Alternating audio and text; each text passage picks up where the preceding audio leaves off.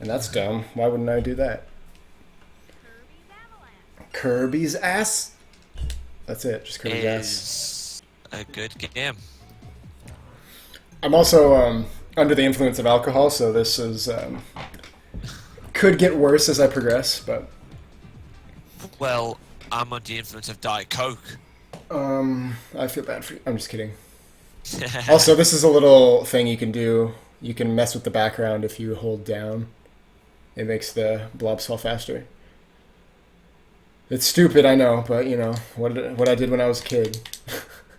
Acid trip. So this is Kirby's Avalanche, also known as Kirby's Ghost Trap, in European versions, I believe.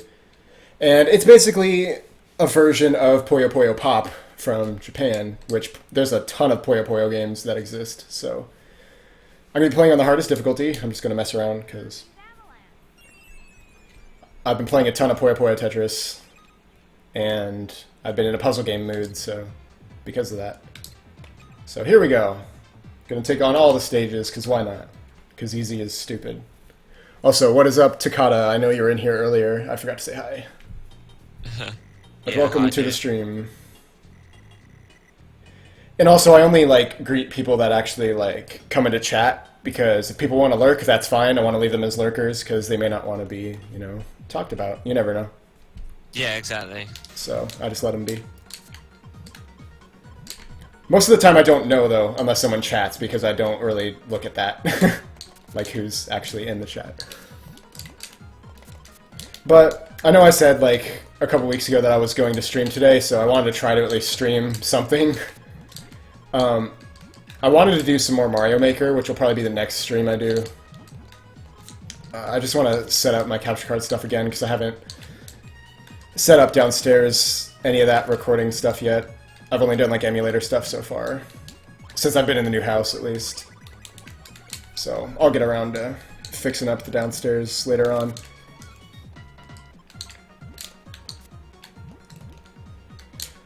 But yes, I finally finished up the semester yesterday, so I'm finally done with school for a while, which Yeah, is a big fucking relief for me. it's a relief. You've been have finally it's been done and having that time, that little bit of free time. Yeah, especially because I am doing the hard mode. The way the difficulties work on the stage select screen are kind of weird. This is the beginner mode, which only has 3 stages. If you go to normal, it will start you on Poppy Brothers Senior, which is the first stage, the first real stage. But if you select hard mode, you just start on a later stage. It's like stage 5 or something. So you skip a bunch of the people. Which is kind of weird. I always thought that was weird, because it has nothing to do with the difficulty. You set the difficulty in the options menu. So I did that wrong, but I don't care. I always feel when I'm playing puzzle games like this, I always feel paranoid when people are watching it, because I'm just oh, people are gonna see shit, and I royally screwed something up, and I could have done a better move or something, but Yeah, cause I was doing Tetris Attack earlier. I was saying that I'm fucking awful at that game, and I was there thinking, I'm just the whole time going, oh, I'm shite, and just missing stuff. this Because I've is never really been good at those games. this is really risky for me to do. It wasn't even worth what I was doing, but it doesn't matter. I'm just kind of fucking around on the easy stages because it's hard to lose. Yeah. But yeah, the hardest difficulty is what I'm playing on, and I'm going to try to get through all the stages without dying, because... Fun fact, I actually have some scrapped videos that I meant to upload, but I never ended up uploading. I think I still have them, but I remember I tried one time to do this on the hardest difficulty without dying, and I just kept losing over and over again. I had Fubo in the call with me, I remember, I like Fubo. and it's I like Fubo. I do I haven't too. spoken to him forever. I haven't spoken to him in a while, actually. Yeah, he's actually kind of been, adulting, so He hasn't been around much because he's like Life. had a job and everything, and I'm actually kind of fucked here. I got too Life, man. cocky. Don't worry, I can actually get out of this. I'll be fine. Oh, it didn't let me flip it. Never mind. Alright. Alright. We're gonna pretend like that didn't happen and just start over. Okay, I'm gonna play seriously now. This is the real run. This is what's going up on YouTube. The not legit not run. that fucking bullshit ass. God, I'm such a pussy. I should have just taken the loss. I'm such a sore loser. Like, I'm gonna be honest. Take the L. God. Like, So just pressing down and making that shit come faster, is that literally just pointless? Oh. yeah, it's just a visual thing. It literally does nothing. So you did it twice for no reason. I was just wondering if it was actually had a purpose then. I guess it's like a little Easter egg, if you can call it that. I wouldn't really call it an Easter egg because it's too stupid. It's kind of like the Mario World special world thing where if you leave it on screen for a while, the music changes. Yeah, I always love that. It's weird. I almost thought about streaming Mario World today. I streamed Mario World last week. So you'd be a after mom. I did That's Bomberman. cool.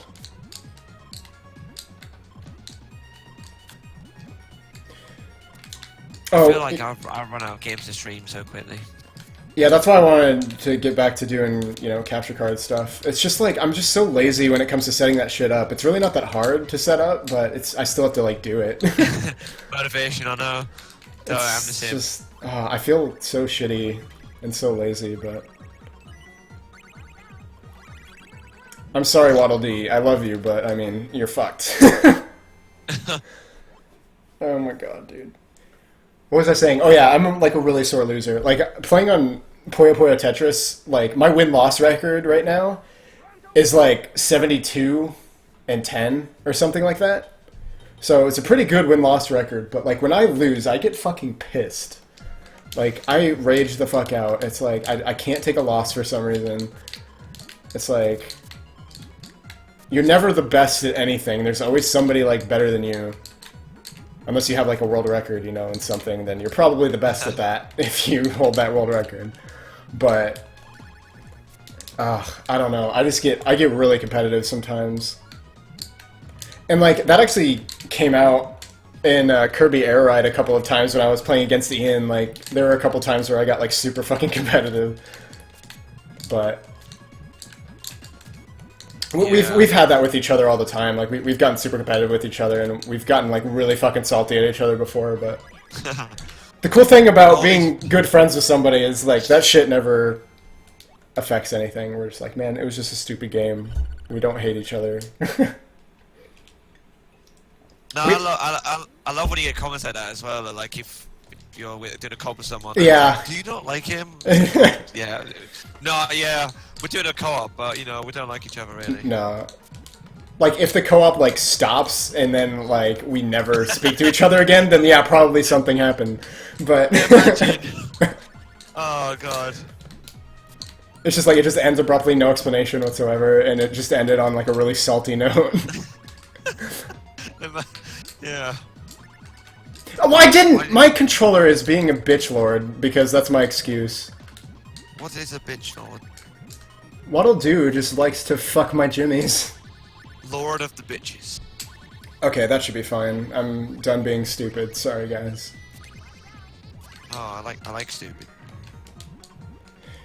Like, it's weird because I'm used to Puyo Puyo Tetris, which the reaction time on that is a little bit different. Like, the inputs, like, are just different. For example, like, when you're in a really tight spot, you can actually flip it over clockwise or counterclockwise, even if there's nowhere to move it, if that makes any sense. In Puyo Puyo Tetris, you can actually flip it over, but in this one, it won't let you if you're in a confined space. You can't actually rotate it. So that keeps fucking me up. Alright, thanks for that, Dan. I'm glad you can contribute so greatly into the chat, even when you're in the call. It's pretty cool. It's pretty specialist. It's pretty specialist. Are you gonna ride ass? No, fuck you. Why would I write ass? That's such a childish thing damn to it. do. Who fucking does God that damn it. shit? Okay, so those are the first 3 stages. I'm sorry I restarted because I'm a pussy. Just showing I'm still on the hardest difficulty. I'm not gonna make the blobs fall fast again. You're a blob. Don't worry. I'm fucking offended. So yeah, so you start on stage 4 if you start on hard. It just jumps you to stage 4. I don't know why, like, they did it like this. It's weird. I want to start on stage 1, you motherfucker. You're such a sex blob. Poppy You're a Brother big- Senior. Big blob of sex. Hey, I'm not a sex blob. I'm a sex bomb. I do love falling chocolate Pop Tarts, though. I believe in the butts. I always believe Oh in the my butts. god, no. I was so in that call we were just in. Like, I was playing FFR, which is a bad idea because it's a shit game. And I agree. I was just saying, oh, I can't remember what I said now. It was like, this song, it's like, this song is a shitty butt. And I went, that's kind of redundant. I was like, actually, no, you could be a good butt. It's like, I've got a good butt. I Right. was saying to Sapphire, I was like, never doubt your butt, Sapphire. Believe in your butt. And we just cracked up. It was so stupid. Oh, That's God, pretty yeah. great. It's like, you can tell I'm tired. Like, I've had such a long week. Yes, Takada! Yes. Takada! Yay! Chocolate falling Pop Tarts. I love that so much. Like I said, if I ever get, like, verified on Twitch or whatever it's called, like, I'm going to make my own, like, version of that. But actually make it a Pop Tart and be an emote for my channel. Please don't tread on my... Yeah, speaking of which, if I would stop skipping over the story like a cunt, Wispy words! you could actually see, like, the dialogue that's happening. Kirby is like a colossal douchebag in this game. Don't tread. He's like, don't tread on my roots, and he just stomps on his roots and is like, I want some apple pie! It's like, you have Tourette's, motherfucker!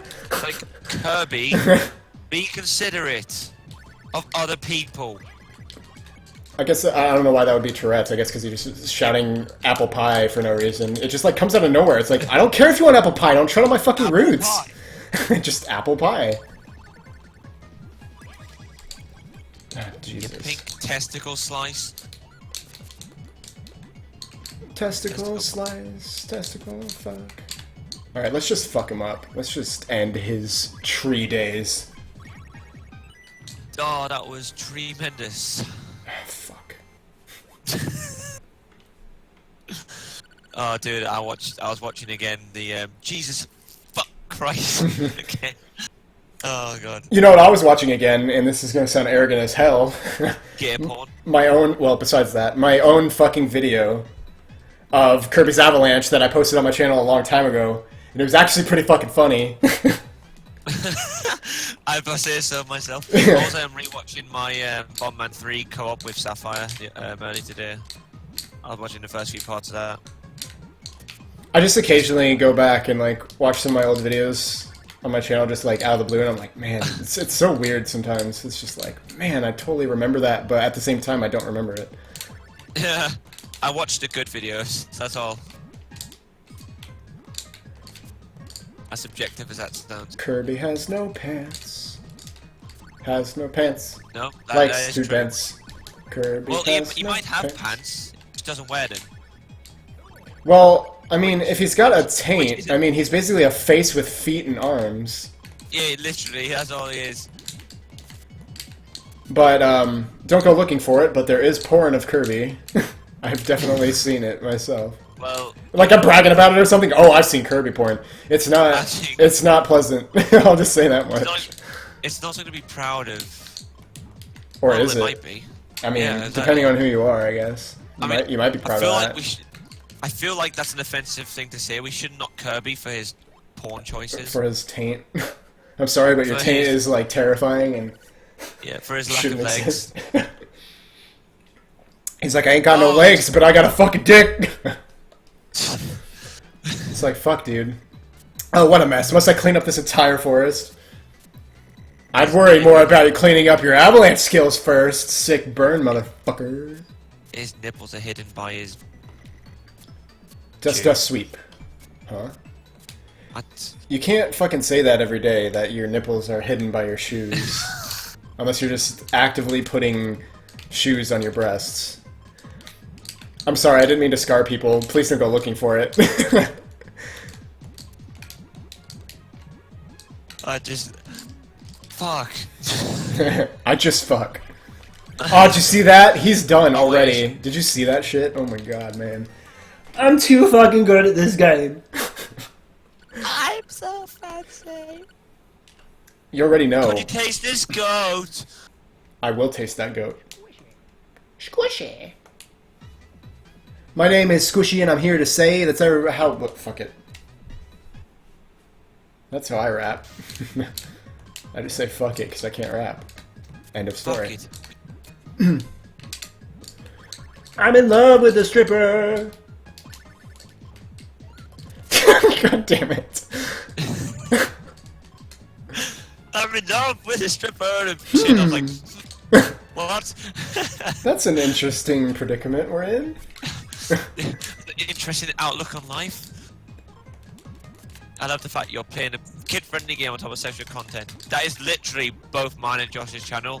Like, I'm Duh. playing Yoshi's... I am doing Yoshi's Story on my channel, which is the most happiest, friendliest game ever. Happiest. And I'm there going, fuck, shit, ass cock, fucking, just, you know, just, that's literally my video. Oh fuck! Why did I do that? Oh, shit ass cock. Why did I do that? Have you ever shit an ass cock? No, but I've played badminton. Yeah. I know that joke's I a get stretch. it. I'm sorry. It's like that was That dumb. was kind of... No, I'll give you that. That was somewhat clever. I saw where you were going with it. I saw the angle. Shit ass cock. Is Dan a stripper? Well, I'm in love with a stripper, so probably. Yeah, well, you guys haven't seen my late night Skype calls on Pornhub. What? Yeah. Well, I'm wearing clothes now, but if I can remove them. I'm Put doing my bad, webcam on. guys. I'm doing bad, guys. Bad boys, bad Do you want boys. me What you to gonna show do? Shall I show you my dick just to motivate you? I really like. I get so salty when I fuck up this game because like I want to do it without losing, and I'm just losing.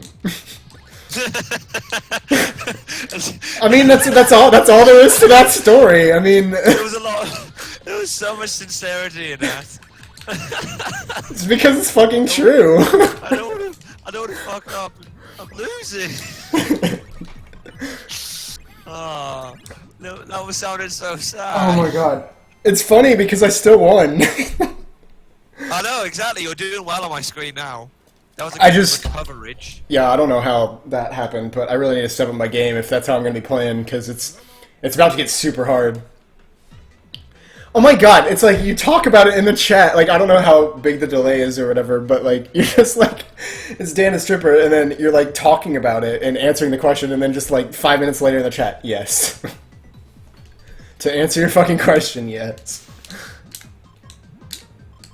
Alright, we're gonna fuck these guys up because they start like pulling chains together really, really quick, so we gotta like act quickly or we're gonna be buried. Like, I'm saying these things, but I'm doing nothing about it. There we go, that should help a little bit. Alright. Oh, why?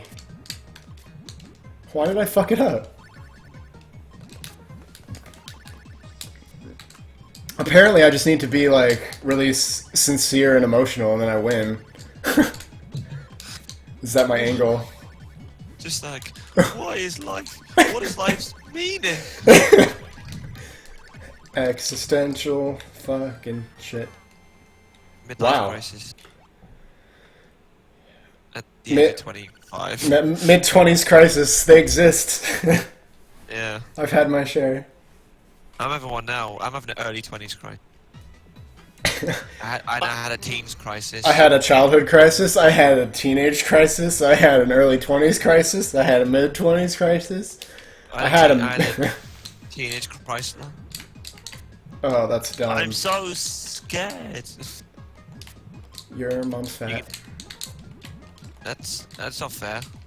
That's not fair. That's just not fair, dude. You can't just say that shit. I love I'm not even debating if it's true or not. I'm just going, that's not fair. That's not fair. You cheeky, cheeky bastard.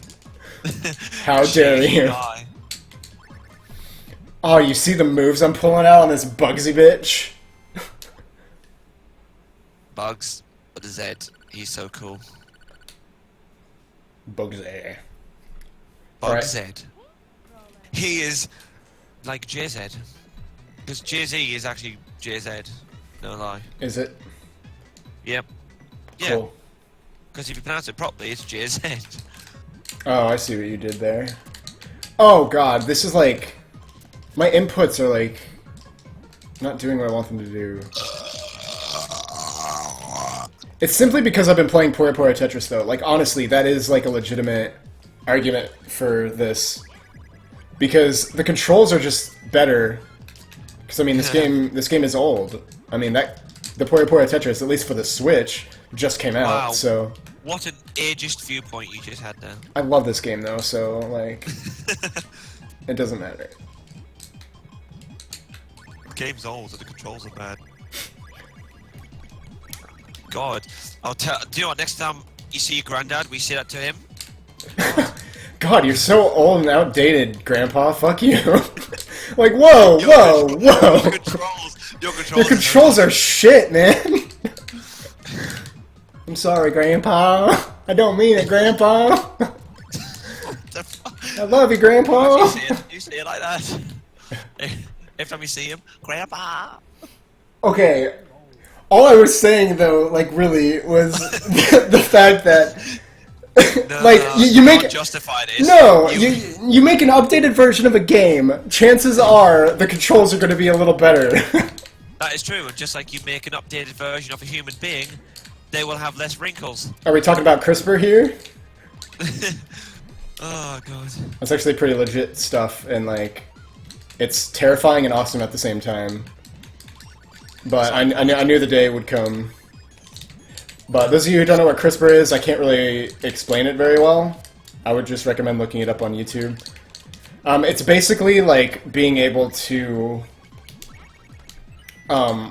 like replace DNA with like correct DNA. Like if there's any like complications with a DNA strand, like for example if you have like a mutation or something, or like for example like Down syndrome or something like that has to do with like the chromosomes, or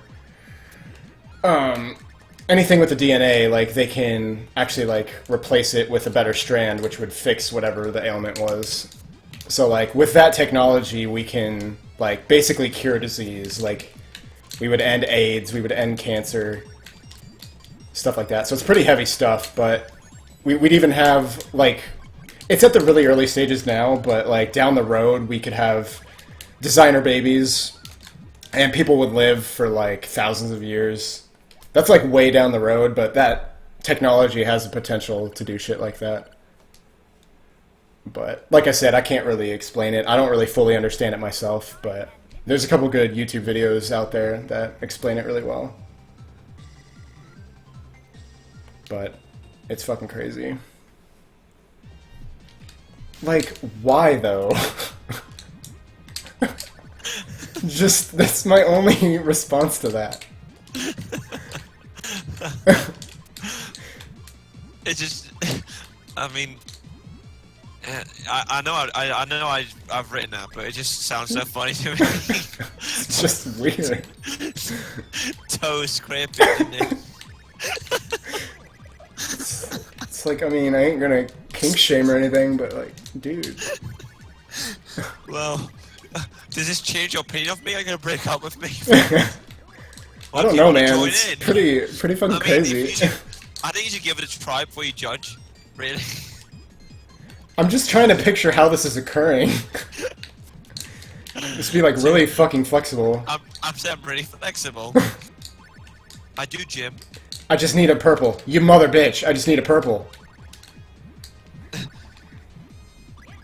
I love when you go on fruit machines and people are like, I want a purple. Like, since when was purple the fruit? Don't argue with me. I wasn't arguing with you. Like toe scraping the nip, dude. Yeah, exactly. You're arguing with me about my, hobbies. Correct. Dance to my deadly music. Or fry like a moth, bitch. I didn't mean to skip the rest of the dialogue, but I'm just an idiot. I feel like I'm getting judged in the chat for my sexual preferences. Help. Fuck. Help. Fuck. Help. I'm having Not issues. much I can do. There's not much I can do to help. Not with that attitude. Well, yeah. Bobo on Oh shit. I see What? why you need help. I'm good. 'Cause You're a weird person. I don't know what you're talking about. I'm good. Bed. Everything's good in the hood. Ooh, that was a purple. Yep, I got the purple I needed when I needed it. Makes sense. Oh yeah, that's gonna fuck his nipples. Well, hopefully he doesn't toe scrape them. So, sipping tea and judging Dan. Wow. Doesn't get more black and white than that. Slipping tea. I think you... Well, I mean, I'm not going to judge how you drink your tea, but If you're gonna slip on it, you're not doing it right. there's something a little wrong there. If you're slipping on it. It's my turn to judge. Looks like the upper hand is on the other foot. Looks like the nipples on the upper toe. Don't fucking say words. Okay. You're not allowed to talk to me. Oh, right. This defeats the purpose of his Discord call, then, really, when you think about it. Does it really, though? So- I mean, so like, how can I you will- argue that? So I will leave. I don't really I'm think sorry- I'm that sorry for argument is very valid. Your argument is not invalid, is what I was about to Oh, say. good. I thought not. Oh, I thought about my butt. Damn it. You believe in it. I always believe in the ass. The whole ass. I eat the oh god. I eat the whole ass. Girls love that. Because of the girl in the library. Fucking. I hate Yeah, I the whole know. ass. I eat ass. I eat a lot of ass. I eat a lot of ass. Man tonight is getting fucked in the pussy. FYI, never actually found it that pleasurable. What, Well, anal? actually, I've never done it before. Then how can you know if it's pleasurable or Well, not? well, no, eating ass. It Oh. doesn't sound. No, I don't. That's not very appealing to me either. And I would like.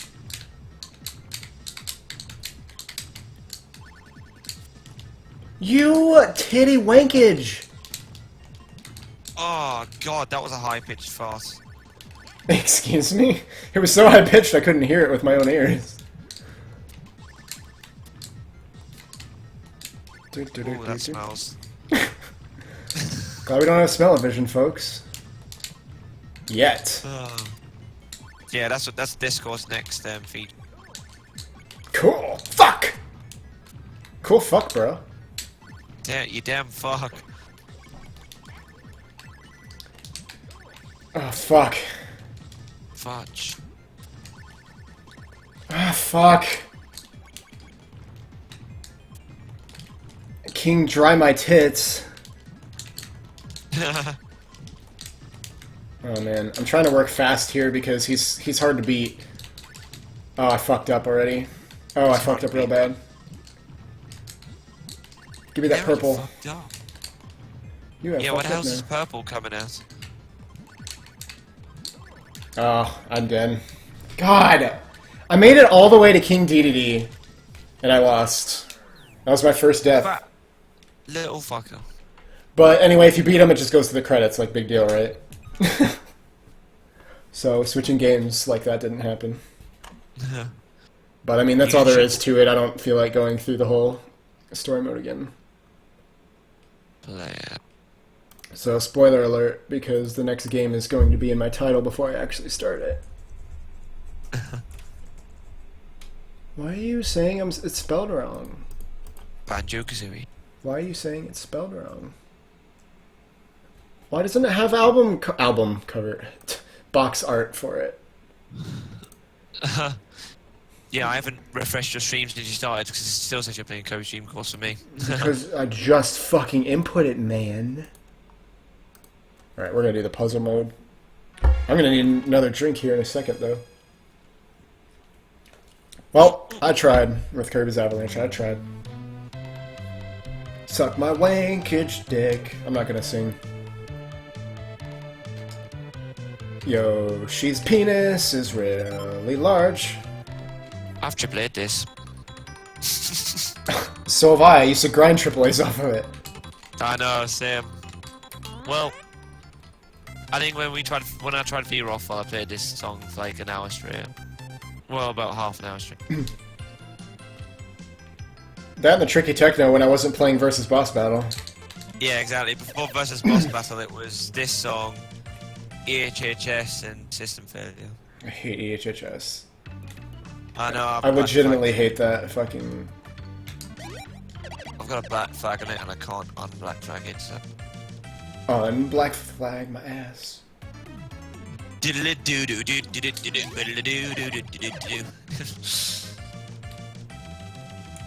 So, for those of you who remember my Red Wolf channel, I LP'd this on that Yes. channel. I remember. That was your only Let's Play on it, I swear. Oh, I thought I did it wrong. Okay, there we go. Yeah, I remember that very faintly, because again, now this was back when I was, I hadn't even uploaded Let's Play on my channel, so I was new to Let's Play still, and then I was like, I know you're Nana Red Yoshi, and then I was like, oh, you made a new channel, sweet, and yeah, I remember you did Yoshi's Cookie, and then you went to Red Yoshi 91 Yep. afterwards. Indeedly-doo. Indeedly day. That was such a weird time of my life, honestly. I was just like figuring stuff out. I was a teenager and I hated the world and I hated everything. But I've talked about that too much on streams, on videos, so I'm not gonna go through that story again. But it's really not that interesting. I was just a fucking retard. That's all you really need to know. I like hearing that story. Oh god. I forgot how menacing the music gets here. It's like, you're gonna fucking screw this up. You're gonna suck. You're gonna suck this. I fucked up. Oh, Nichan.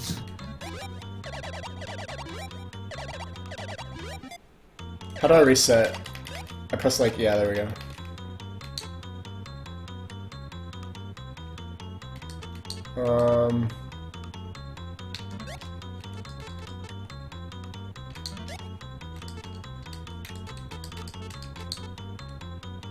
I need the donuts. They're not donuts, they're all cookies, but you know.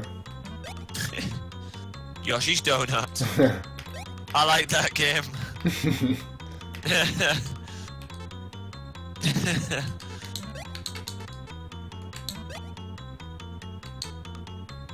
Oh my god. This one's tough. I'm trying to work it out myself.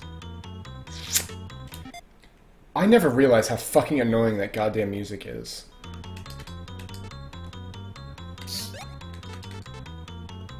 Probably because it's really loud on my end too, so that probably doesn't help.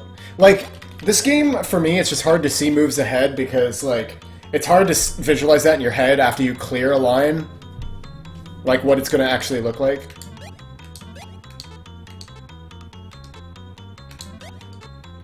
Okay, 4 moves though. Let's see.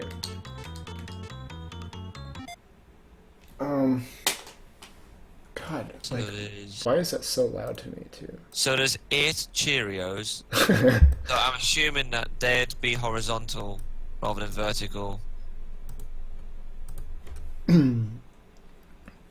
Or Can I, like, not turn the music off in this game? I guess I can't. Like, optimally, that, but, like, I couldn't get those over to that side, so... I shouldn't have game overed because it takes longer to reset it. Boom, Cheerios, get fucked. Okay. hold on.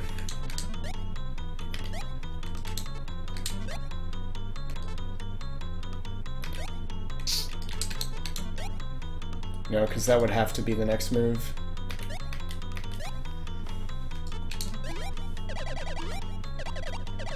Yeah, that can't be right.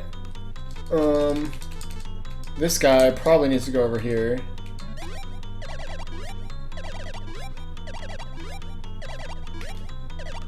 Jeez, just eat all the fucking cookies, asshole.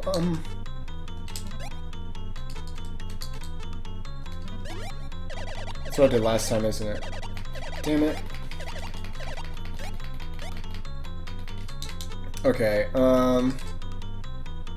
this way? No. This way?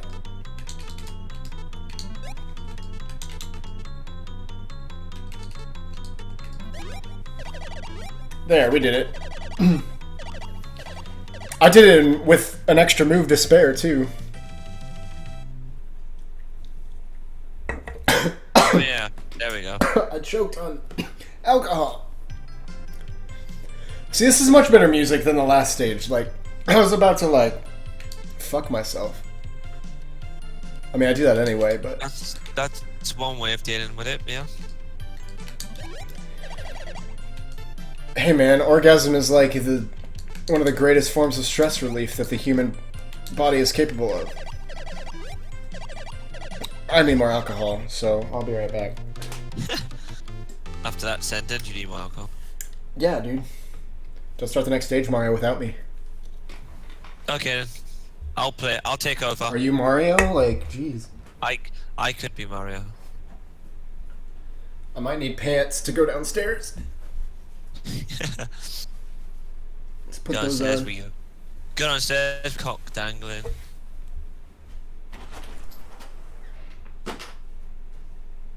My parents are mine.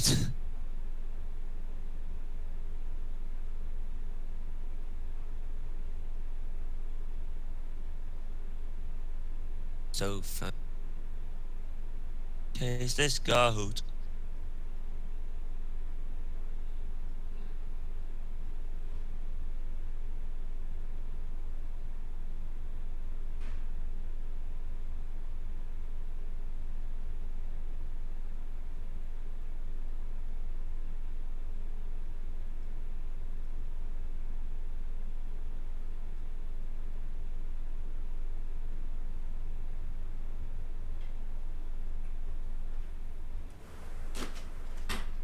See that fucking chain chomp?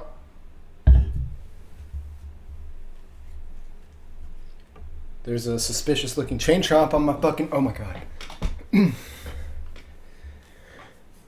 That feel when a moderator spams. Chomp pyramid.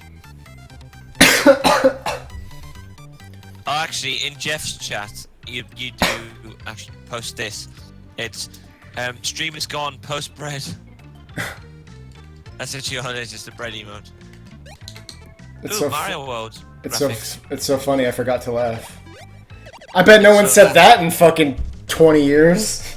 It's so laugh, I forgot the funny. That's last time I laughed that hard. I fell off my dinosaur. So I'm drinking Mike's Harder Cheers. Black Cherry Lemonade, and it's Mike's Harder Lemonade, not Mike's Hard Lemonade, because they upped the alcohol in it. So instead of it being like 5% or 4% alcohol, it's 8%. So gets you drunk faster, and that's all that matters, right?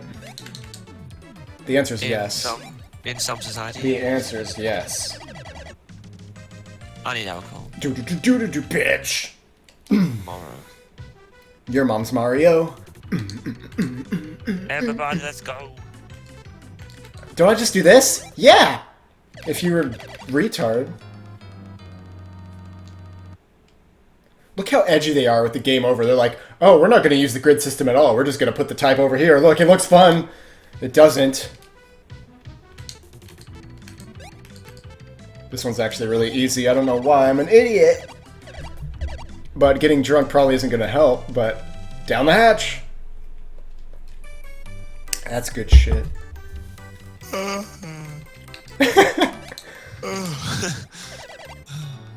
I forgot that doesn't work. I feel like I shouldn't be judged from the yawning noises I make. Ripping poses. Oh my god, this is so easy. I'm so stupid. I know. My friends know me so well, they know how stupid I am. It's comforting. Stupidity.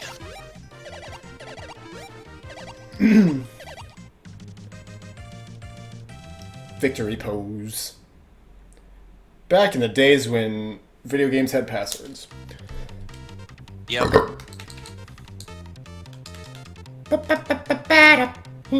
Like the bomber games, Super Bomber games had password. Every time you like died, yeah. Yeah, in Super Mario Man 2, when you had the judgy gnome people.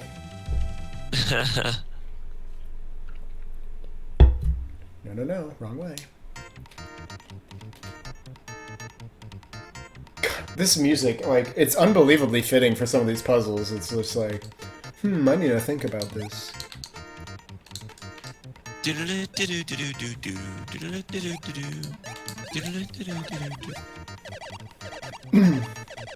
Just, oh, I love that song.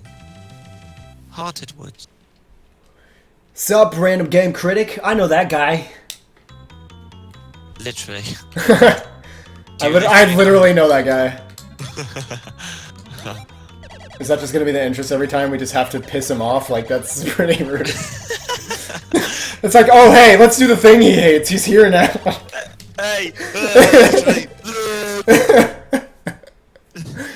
Fair enough. So funny. We're the funniest people on the planet, man. Literally. Oh fuck.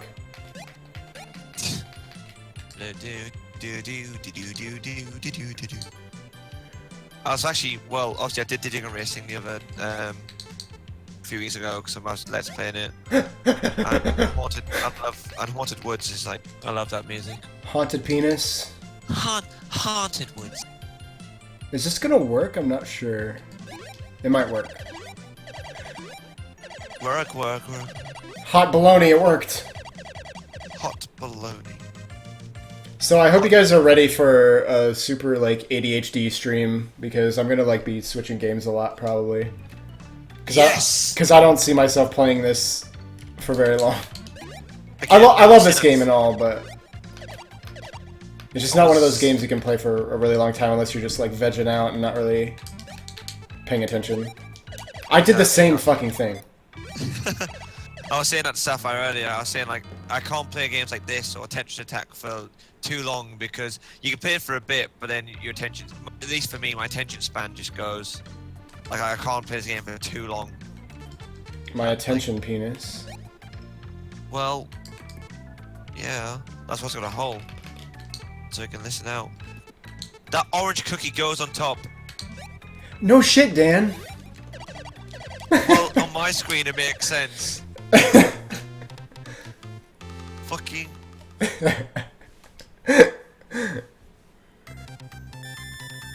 I think you'd have a lot more people if you put.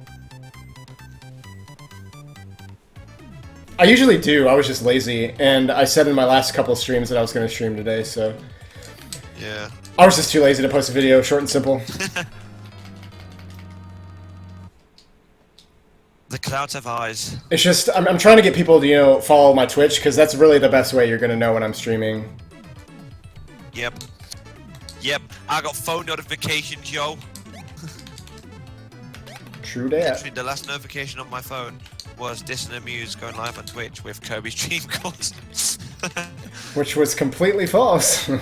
Yeah, because that's the last title. It does that still. I remember the last time I streamed on Twitch, it said Dan Meister was going live with FFR, which wasn't true. Because no one plays FFR. If there's an official tournament coming up again, I'll probably play, but... Yeah, I'm just too shit at the game to do tournaments now. I mean, At this point, I wouldn't be surprised if one is passed and I didn't even know. I am genuinely shite at this game. No, there hasn't been any tournaments. I might Like, get back I was- into it. I don't know. I still like OS a lot better. I was saying to Kyle actually the other day because obviously he used to play Guitar Hero, but I was saying to him the other day that is he gonna burp? I was saying to him that I feel like I'm in a stage in FFR now where I've got as good as I can, and I physically can't improve. Like, I might get the odd AAA or new FC, but I think I've reached my skill ceiling to the point where I've improved gradually. I can't improve any further because there are files which I just don't have ability to hit properly. Yeah, I've kind of felt that myself too, and I know there's been like debates about it all the time where people are like, "Oh, a ceiling doesn't exist. You just have to put in the time and work to overcome those walls." Which, I mean, I guess is probably true, but like sometimes I really feel like I've just hit my ceiling, especially like now with FFR at least. But again, like I just don't put in the time to improve, so I probably could if I really, really put in the time, but like. Ain't nobody got time for that in the real world, man. Like, I don't have the fucking time. And like I said, I mean, I like FFR. It's fun. And I've always liked Stepmania. I've always loved rhythm games in general. But, like, just Osu just has such a better replayability for me and just keeps my attention longer. I don't know. I just prefer playing it because, like, if I get bored of one game mode, I just switch to another one for a while and then go back. Well, you can spin it up. I hate that game. It's not fun. I know, it's awful. Like, it's fine if people enjoy it. Like, go for it. It's not for me. It's just, I just couldn't keep my attention. Yeah, same. I tried it. I just couldn't get into it. And just the community of OS is just so enormous now. Like, it's hard to actually like do a beat map yourself without the song already being out there and mapped already, because the community is so huge now. But that's another thing. Like, I really like mapping on Osu a little more than stepping for like Stepmania or FFR.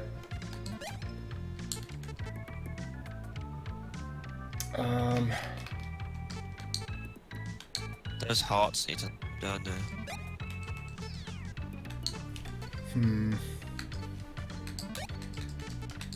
There we go.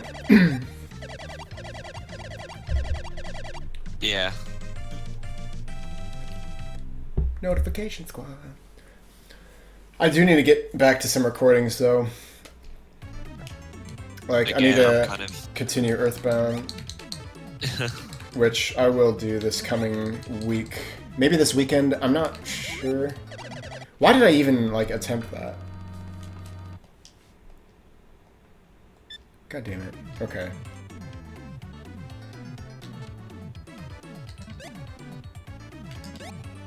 I remember this one. I fucking remember this one.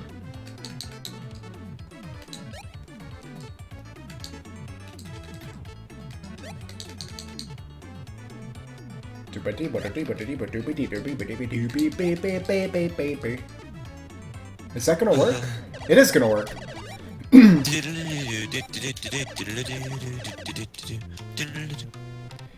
I was literally just about to talk about Woolly World, but like, I don't know, I lost the thought.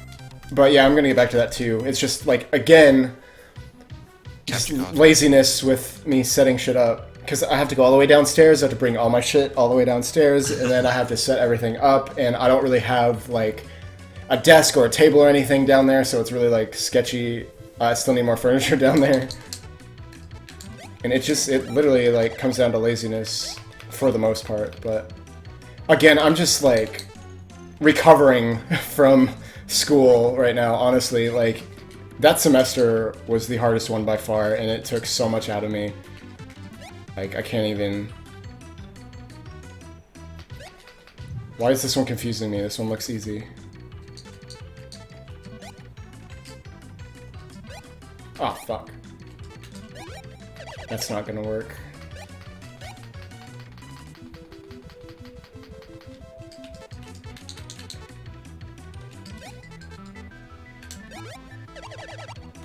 Oh, it doesn't bother me. Like, by all means, like, I do need to, like, finish stuff that I start. It's just, like, it's just been so weird for me, because I just go in and out of phases where I'm like, oh yeah, I'm, like, really in the mood to do it. I'm really, like, in the recording mood. But Yeah. sometimes I'm, like, literally, like, I never want to do it again. Like, sometimes I'm in that mentality. I'm just like, it feels like a chore all of a sudden, and then I'm just like,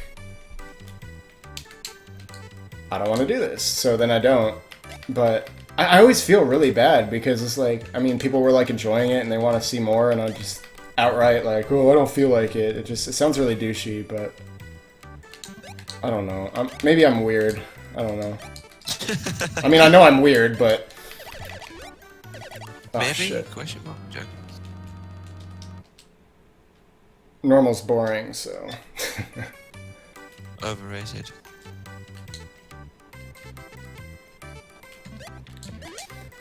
oh fuck. I'm just also getting a little drunk, so I'm gonna start like being probably sentimental and shit. Dude, that's... And guilt tripping myself. I always remember one of these times we were doing Super Mario Kart, and like you were all being proper deep and stuff, and then you said, "But I'm drunk though, so maybe I don't mean." Yeah. And Kyle actually commented on that and said that. Said it's really cool to see you guys being meaningful, and then he put the quote, "But I'm drunk, so maybe I don't know what I'm talking about." And he's like, "Oh." It's just like it sucks because when like for me, like when people drink alcohol, everyone's like different. They act differently. Yeah. And like for me, I can't really pinpoint like how I am because it's kind of different depending on like what I'm drinking. Like I'll act differently.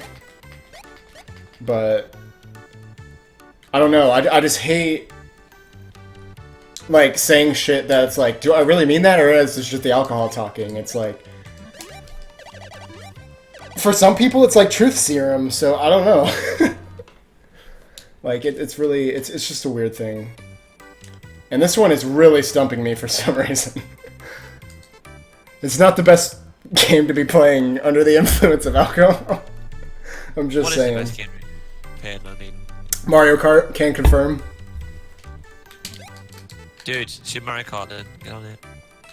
I was actually considering it. Should net play it again. But it's not April Fool's Day. No, that is true. That game is officially, you can only net play that game on the 1st of April. It's true. At least us. Yeah. I got drunk one time. I found out I'm a giggly drunk. That's cute. I think it's time to switch games anyway because like this one's just got me stumped. It gets really hard from there on out too. Like it's a pretty difficult game in the later levels. Games, like what? I don't know. I need to get more on here, but Final Fantasy, Coach Goes Pac-Man 2, Pocky Rocky, Qbert, Secret of Mana, All Stars, RPG.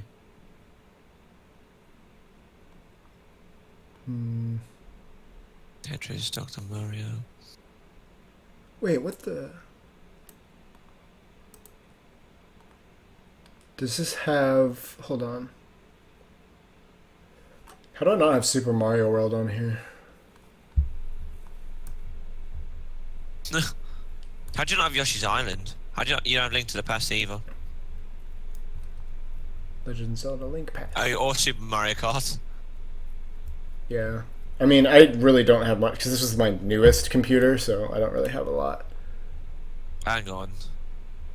I'll send you stuff. The ROMs. Ooh, that'd be cool, actually. Right, let me see. Well, hold on. I Okay, don't know what I Mario want to play, World. though. Oh, I it's could pretty just awkward sending go- stuff on Discord. Fuck it. I'm not worried about it.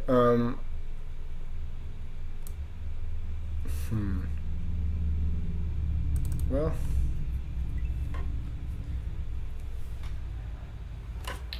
I'm not going to change what I'm playing yet because I don't know what I'm playing yet.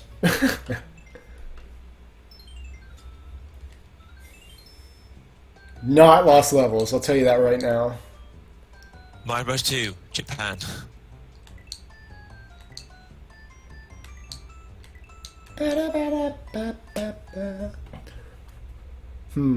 Indecisive is me.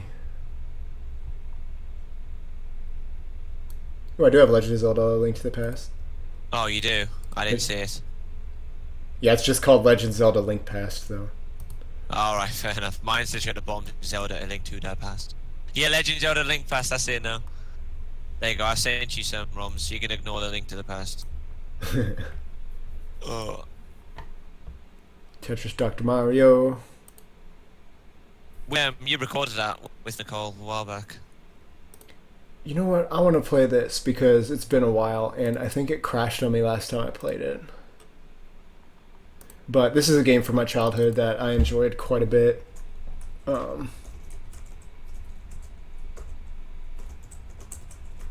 god, I have to reach so far over to type right now. Super. Wow, there's literally only 2 options. Okay. Super Mario World. Dude, what the fuck is that? Alright. It upsets me that that video is not on YouTube. At least I can't find it. So, I played a lot of Super Off-Road, which I also have on here, but this is like, I guess you could call it a sequel. The original Super Off-Road was an arcade game. It was kind of like a top-down racer. And the Baja is just like a different kind of version of that. I'm not sure if this one was in the arcades. It probably was too. But it's more of a kind of, it's almost, well, a third person, I guess you would call it, but you're like behind your car and you go straight, but... My god, why is Donald Trump there? Oh, I wanted to change my color. Oh well, I'll just be blue for now, it's fine. I've actually streamed this before a really long time ago. I don't know if I've ever done actual videos on it, but... And this was kind of the precursor to Off-Road 64, which I also played a lot of too. I'm actually pretty big into racing games, believe it or not. I've always really enjoyed them. Like, Need for Speed is one of my favorite series. I fucking love it. I can't press F, it's too far away. But rip pasta. Pasta. Don't pull semantics on me, bro. Me? Yeah, you. I'm not gonna do anything. Rare. Rare! Rarity. Rarity. There's a Rarity episode tomorrow. The thing about MLP right now is I'm still watching the USA releases. Like, they've released, like, the next, like, 2 or 3 episodes in Canada, so, like, people have been watching them early. But I still watch them as they air in the US, so I get to watch the Rarity and Sweetie Belle episode tomorrow. So I'm excited for that. I heard a lot of negative feedback about that, though, from what I've seen. I've tried to avoid spoilers, but... After this game, I'm going to go play Super Off-Road so you can see the other one that I was talking about. Honestly, I probably like that one a little bit more. I put more hours into it as a kid, but...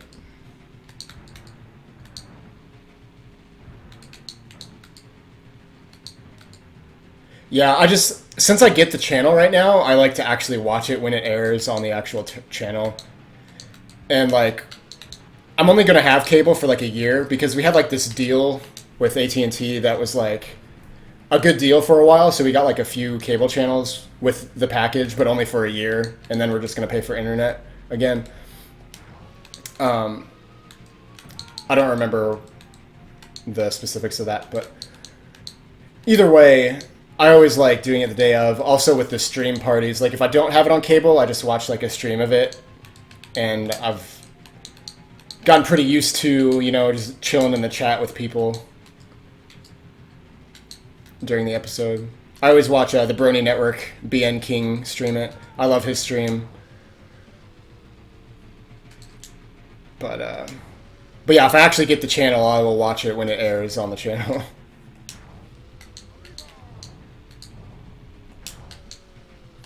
Because I want to support Hasbro in any way I can. I mean, I buy their shit, so... I mean, I've bought more stuff at conventions, though, so, like, I guess it doesn't directly impact Hasbro, but... I mean, I try to contribute to their ratings as much as I can. What do you Hasbro? So, I'm AAA because I didn't input my name. Because... Well, honestly, if he crashed, that's probably what he'd be saying. So, it Well, makes sense. The thing that's stupid about that is that you have to change your name, like, in the options. You can't do it, like, on the leaderboard or, like, anything like that. Believe it or not, you do need lights. It actually impacts the game, but I might just be misinformed, but I'm pretty sure it actually affects shit.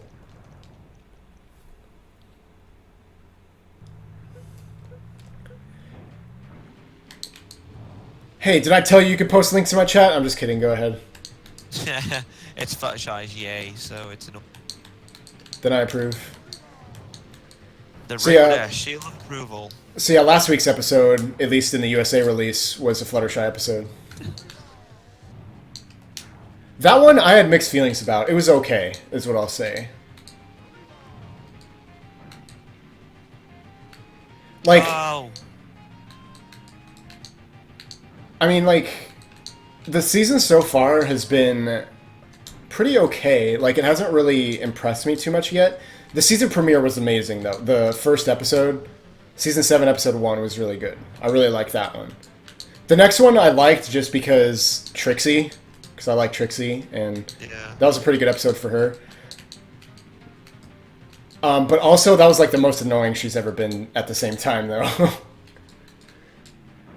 The mod episode with Pinkie Pie, like, that was the most annoying I think Pinkie Pie has ever been in any episode. So it was kind of like, dude, Pinkie, you gotta chill. It's like what I was thinking the whole episode. But I like mod a lot, so that was a good episode. Just Pinkie Pie needed to kind of tone it down a little bit. But, I mean, I hate saying, like, my least favorite pony, but she is, so, like, I wasn't really surprised, because that's just her character, but, like, sometimes she goes a little too far overboard, that it's, like, beyond just Pinkie being Pinkie, and then it's just annoying. But I get it, though, that is her character. Yes, exactly. That's it for me. Like, out of the main 6, she's my least favorite, but it's not like I dislike her. It's just, Exactly, yeah. It's just if in the on the list from 1 to 6, she just happens to be 6th. It's just how it is. Yeah. I love And again, now technically there's 7 if you want to count yeah, Starlight, but... yeah, as you've told me. I need to catch up to that in like 5 years' time. I can't win it. But it's all good. no, yeah. Every time I see Andrea Libman, I think it's just super cool that she plays 2 characters which are like polar opposites. Yeah, that's like really hard to do as a voice actor, and just an actor in general. And she does the singing voice for Fluttershy as well, which is... Yeah. Which I was surprised that she didn't do one for Pinkie Pie, but the actress for her Pinkie's singing voice is really good too. I actually died in stage 2, which sucks, because if rip Donald Trump.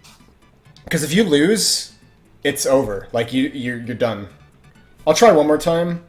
I want to go back to the beginning so I can actually like input my name and like change my color and stuff. So I'm gonna do that.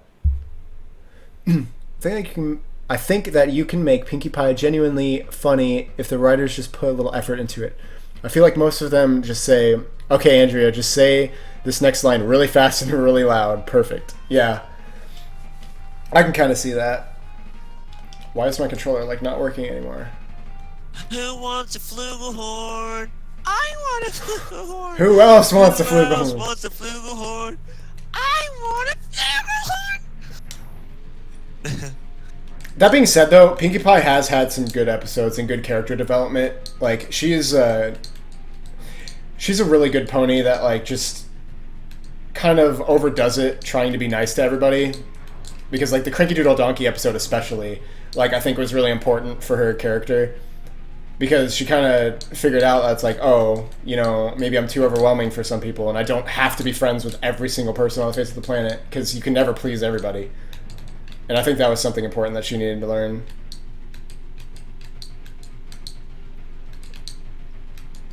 I like Ashley Ball. Oh, I love Ashley Ball. I met her in real life too. She's a sweetheart, as they all are. They are all amazing, the ones that I've met. Because I've met all the main 6 voice actresses, and Starlight Glimmer's voice actress, actually. I mean, she was at the con. I didn't really get to talk to her much, but I saw her like in passing a couple times, and at like the signings and stuff when I was in line for other people.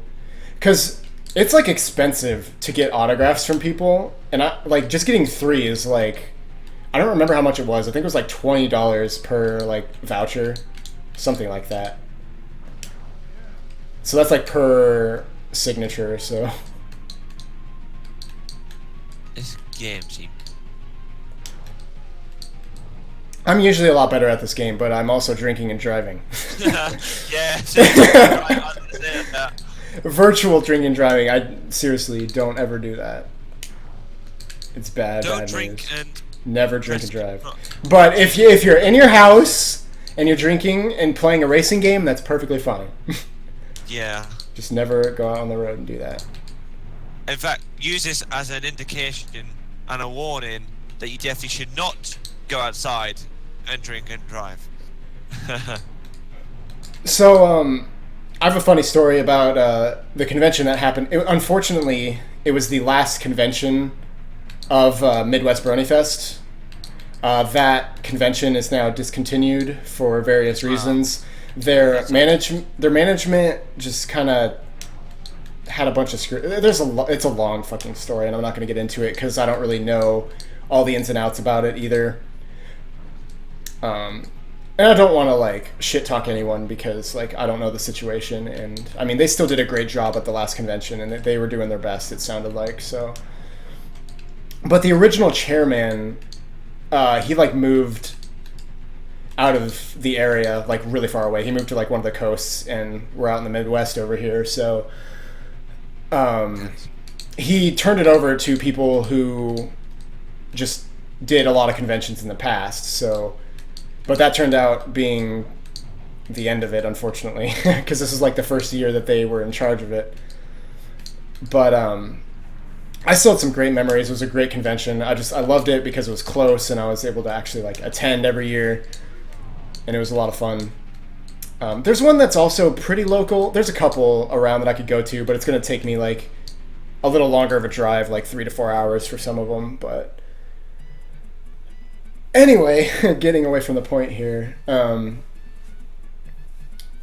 The last convention at Midwest Brony Fest that they did was 2016. So it was last summer, and we had really, really bad weather the first night. I can't remember, because it was kind of a ways away from me, like a little further than it used to be. So I actually ended up just getting a hotel room with my friend, and even though we were pretty local, we just decided to stay there because it was pointless kind of driving so far back and forth just every single day. We're just like, we're just split a hotel room, have some fun. I was with Ian and his wife, and we just roomed together. It was a lot of fun. But there were like tornadoes and shit around, which is typical Midwest weather. I've always been like used to that because I've lived in it my entire life. So tornadoes don't really scare me because, I mean, there are precautions you take, and they're usually not in the cities. They're usually out in like the country and stuff. But nice 21 Pilots quote. I fucking love that song. But so unfortunately, a lot of the voice actors were stuck at the airport for a while because their flights were delayed because there was such bad weather. So they didn't get there in like the time that they wanted them to. So that basically threw the schedule out of whack. I believe everybody got there by Saturday because the first day was Friday. like Friday night, just to kind of get everything settled and everything. But I think everyone arrived Saturday afternoon-ish at the latest, which was good because we had like the signings around that time. But they were so cool about it. It was like Peter New, which he is a fucking amazing person. Ashley Ball, Tabitha St. Germain, and Andrea Libman. Was she there last year? I can't remember if Andrea was there. I think she was there the year before. It was Ashley Ball, Tabitha St. Germain, the voice actress for Starlight Glimmer, I can't remember her name, and Peter New. They were the ones that were delayed. And it was really nerve-wracking for me because I really wanted to see Tabitha St. Germain. I really wanted to see Ashley Ball. So I was scared they wouldn't be able to make it to that convention because of their flight being delayed. But they did end up making it on Saturday. But what was cool was during like the opening ceremonies on Friday, they like Skype called in and we got to like video chat with them while they were like stuck in their hotel room waiting for their flight for like the next day or whatever. So they were really fucking cool about it, and they wanted to be there like as much as we wanted them to be here. So, but that also kind of screwed with the scheduling. So the staff did an amazing job with that in consideration, because it was fucking hectic after that, and it was really hard on them because they had to like reschedule stuff, they had to move stuff around, which is really frustrating, especially when you print out all those programs for people and they just end up being wrong. So no one knows what time anything's at, and it was just fucking hectic for a while. But by the end of the day on Saturday, everything was like put together and everything was fine, and it went really, really well considering that. But unfortunately, it was the last one, at least for now. A couple of my friends who were really sad to see it go, like I was, we're starting to organize like some more meetups and stuff and seeing if we can kind of get it going again to some extent. So I'm hoping maybe someday down the road that convention will come back in some capacity.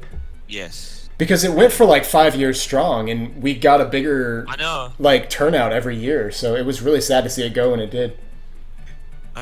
I remember saying like a while back, like if I came to America, that would be cool to go there sometime. Like if I met up with you. Mm-hmm. Yeah. Because that would like kill two birds with one stone, really. Right, that would be really cool. But yeah, Michelle Krieber and Black Griffin were there, as well as his brother. Black Griffin, awesome, yeah. That they always come to our convention. I love them. They're great. They always put on a concert at Louder, which is one of my favorite parts of Midwest Brony Fest, was the Louder rave, because it was a Brony rave, and like that's perfect for me because that's 100% my interests. See, it'll be same for me. I like, yeah, that'll be cool.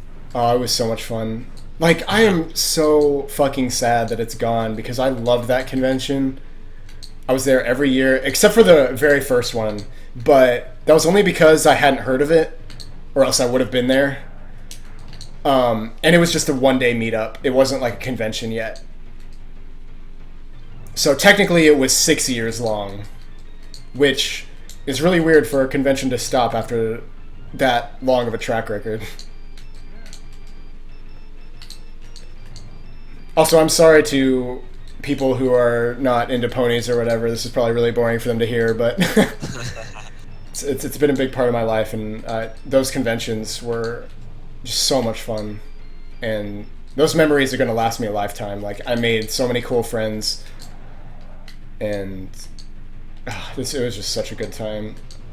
And like I said, I was really happy I got to meet all the main 6 voice actors, except for Tara Strong, which is disappointing, but I might meet her someday. I hope I get to meet her someday. That is one of my goals in my life, because she's done so much for my childhood.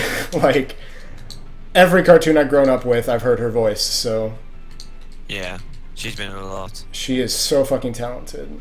I know, yeah. Also, at Midwest Brony Fest the last year, I hate saying it like that. It sounds so sad, but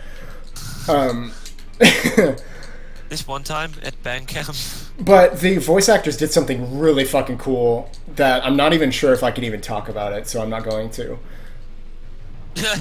But like it was It's so really cool that you guys were like. it was so "Oh, fucking cool though. this I know, like I'm sorry to do that, but it was just like they gave us a gift basically that they weren't sure if they were supposed to do like because of copyright and stuff. So and just like Hasbro and all that stuff, but Yeah.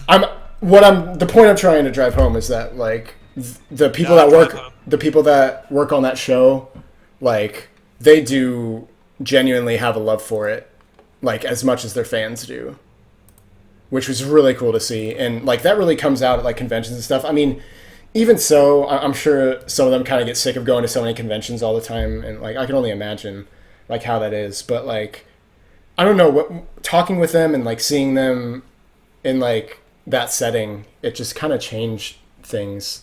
Like it just feels like they have a genuine love for it, especially them to come out to like the Midwest and something like that and have such a passion for it. There we go. But again, I don't know them for real, like how they are outside of a con setting. So maybe some of them have different opinions of it. So I don't really know. But just from my perspective and what I've seen, it really seems like they do genuinely have a love for it and a love for the fans too. Especially Ashley Ball with that her documentary that she basically she was the main focus of that documentary because she was really like scared at first. She was like, I don't know what to expect. I don't know if these guys are going to be really creepy and all this shit. But she was pleasantly surprised. And I mean, every fandom has their shitheads, but you know, most of us are really cool people. Like, pretty much I'd say probably like 98% of the bronies I've met are fucking awesome. I pressed it, okay. I've got to do it, sorry.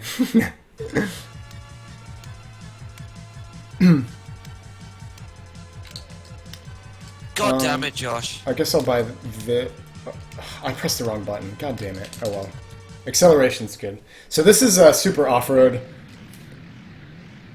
And as I said earlier, this was an arcade game that was ported to the Super Nintendo, which is a game I grew up with.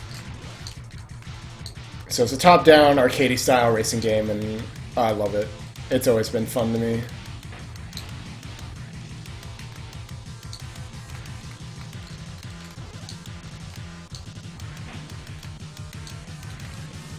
But yeah, dude, I mean, that's really cool, because, like, don't underestimate yourself. You, like, never know what can happen down the road, because, like,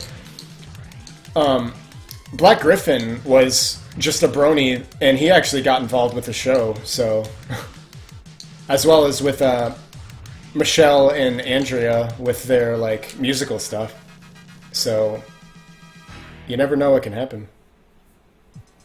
Yeah, I was about to type it, but I was saying there's no end to what you can accomplish if you like have that faith in yourself. And like you said, you've I know you've put a lot of work and time and effort into making that animation because you've been going for like a year and a half, like probably longer than that possibly.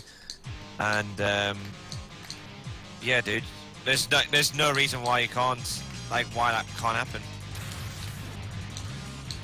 You never know until you try, so you should always go for it. Because, I mean, Yeah. what's there to lose? At least you try it if it doesn't work out.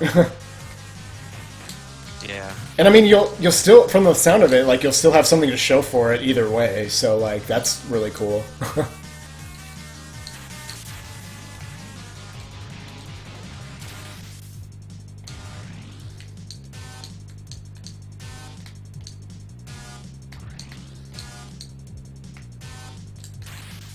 My god, this game is so nostalgic for me. Like, you guys have no idea.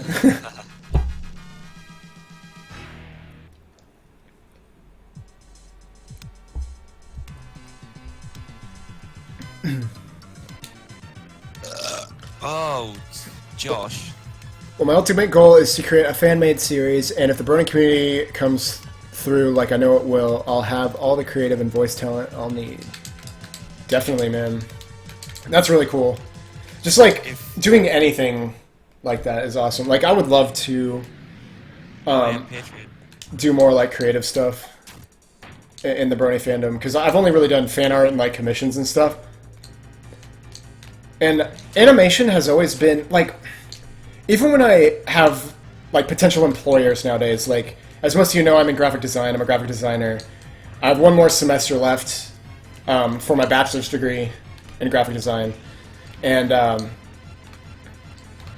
while a lot of the stuff I do is like, you know, advertising, publication, web design, stuff like that, I still really love traditional art, and I still am really, really interested in animation. And when I have employers, they ask me like what my dream job is, I usually do say like animation, because that's always been something I've always dreamed of doing, like working on a cartoon show. That's like my ultimate like job, that's my dream job. If I could work for like an animated series, doing artwork for that, or animation for that, something. But like, not to say I can't ever do that, because I mean, you should never limit yourself. Like, always reach for the stars. Like, always try. Like, there's no reason not to. But I just felt like my like drawings with like character design and stuff, and just cartooning in general, like I just wasn't very good at it. At least not to the point where I wanted to be. And I know, like, with everything, like, it takes practice. And I know I could eventually do something like that, but if I really put my mind to it. But I kind of went into graphic design not really sure what I really wanted to do. And going through the graphic design program, I've really come to enjoy, like, publication, advertising and branding, stuff like that is really appealing to me. I love designing logos. That's one of my favorite things to do. And there's a lot of potential in that, just alone. But, like, still, deep down, I'm always like, man, I would love to work on, you know, like a cartoon show, or I don't know, man. Like, the possibilities are endless, but, like, I'll see where it takes me, and I'll see what happens. But I definitely take a lot of inspiration from people like, you know, Aaron Hansen and Ross O'Donovan, and Oni, and Spaz Kid, and all the people that do these amazing animations on YouTube and stuff, and Newgrounds, and maybe someday down the road I'll do my own kind of, like, web series cartoon or something like that. I don't know. It's just kind of, in graphic design for me, it's just kind of exploring all avenues to just see what I like and what I'm good at, and because, like, for example, one of my classmates says that I should get into web design and that I'm, like, good at it. But right now, where I'm at, I hate web design. I'm very, like, it just frustrates me to no end. And the main reason behind that is because it's not, like, I hate to say this, but it's not as creative-oriented. It's more about what works and user experience and usability of the application that you're creating, whether it be a website or a smart app or whatever it is. It's just very, like, structured, and you can't really do a lot of innovative, creative things with it, because you'll just end up confusing users if you do that. Like, for example, let's say you're designing a website and you're thinking about where you want to put your login and your register buttons, or, you know, navigation bar, or whatever you're designing. It has to go in the upper right, because that's what people are used to, and that's where people are going to look for it.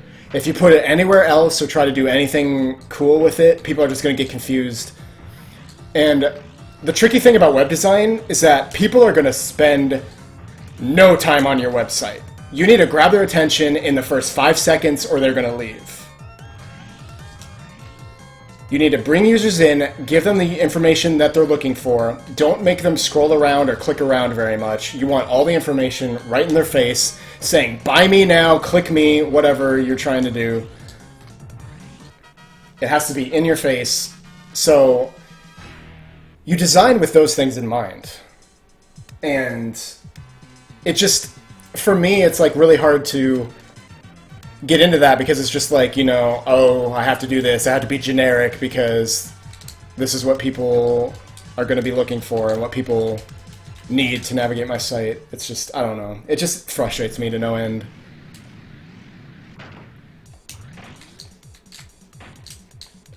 I guess I'm a talkative drunk. Maybe that's what it is.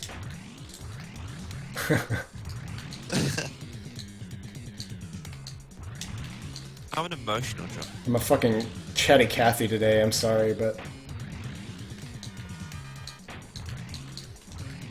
Oh, fuck. Yeah, but at least it's got value. Like what you're saying's got value, and it makes sense.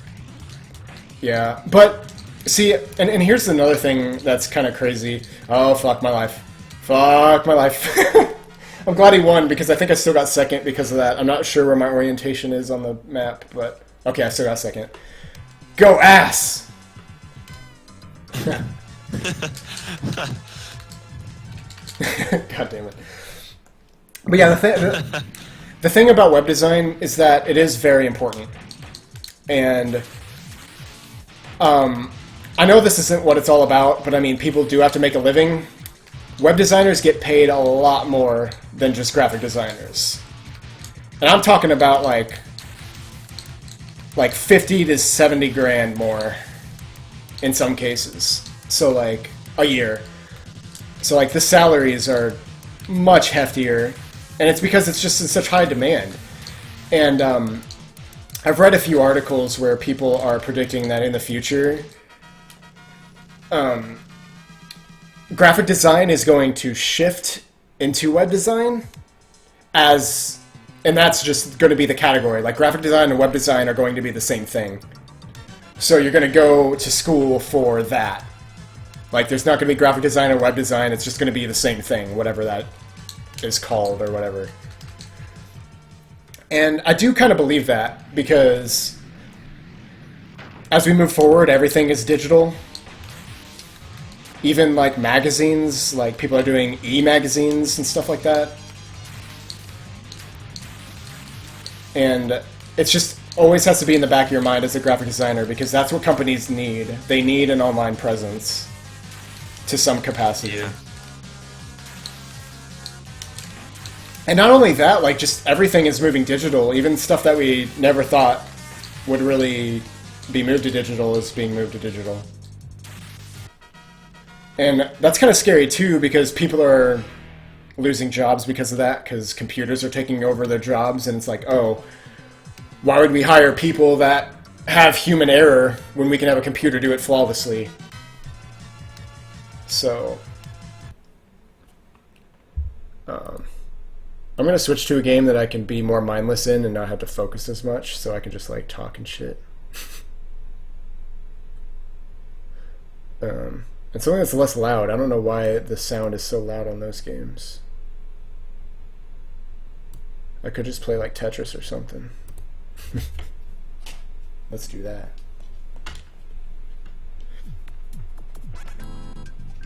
But yeah, I don't know. I just like being creative and like actually, you know, not just working from a template and being like, okay, this goes here, that goes there.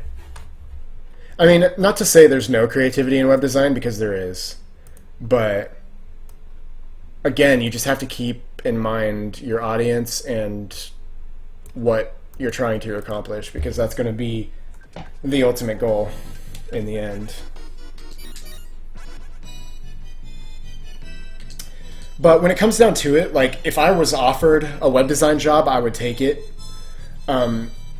And not just for the money, just because I haven't really experienced it in a job setting yet. So, like, I never know. I might like it more later on. Like, who really knows? But, like, optimally, it's like not about the money. I just want to live comfortably, you know, and like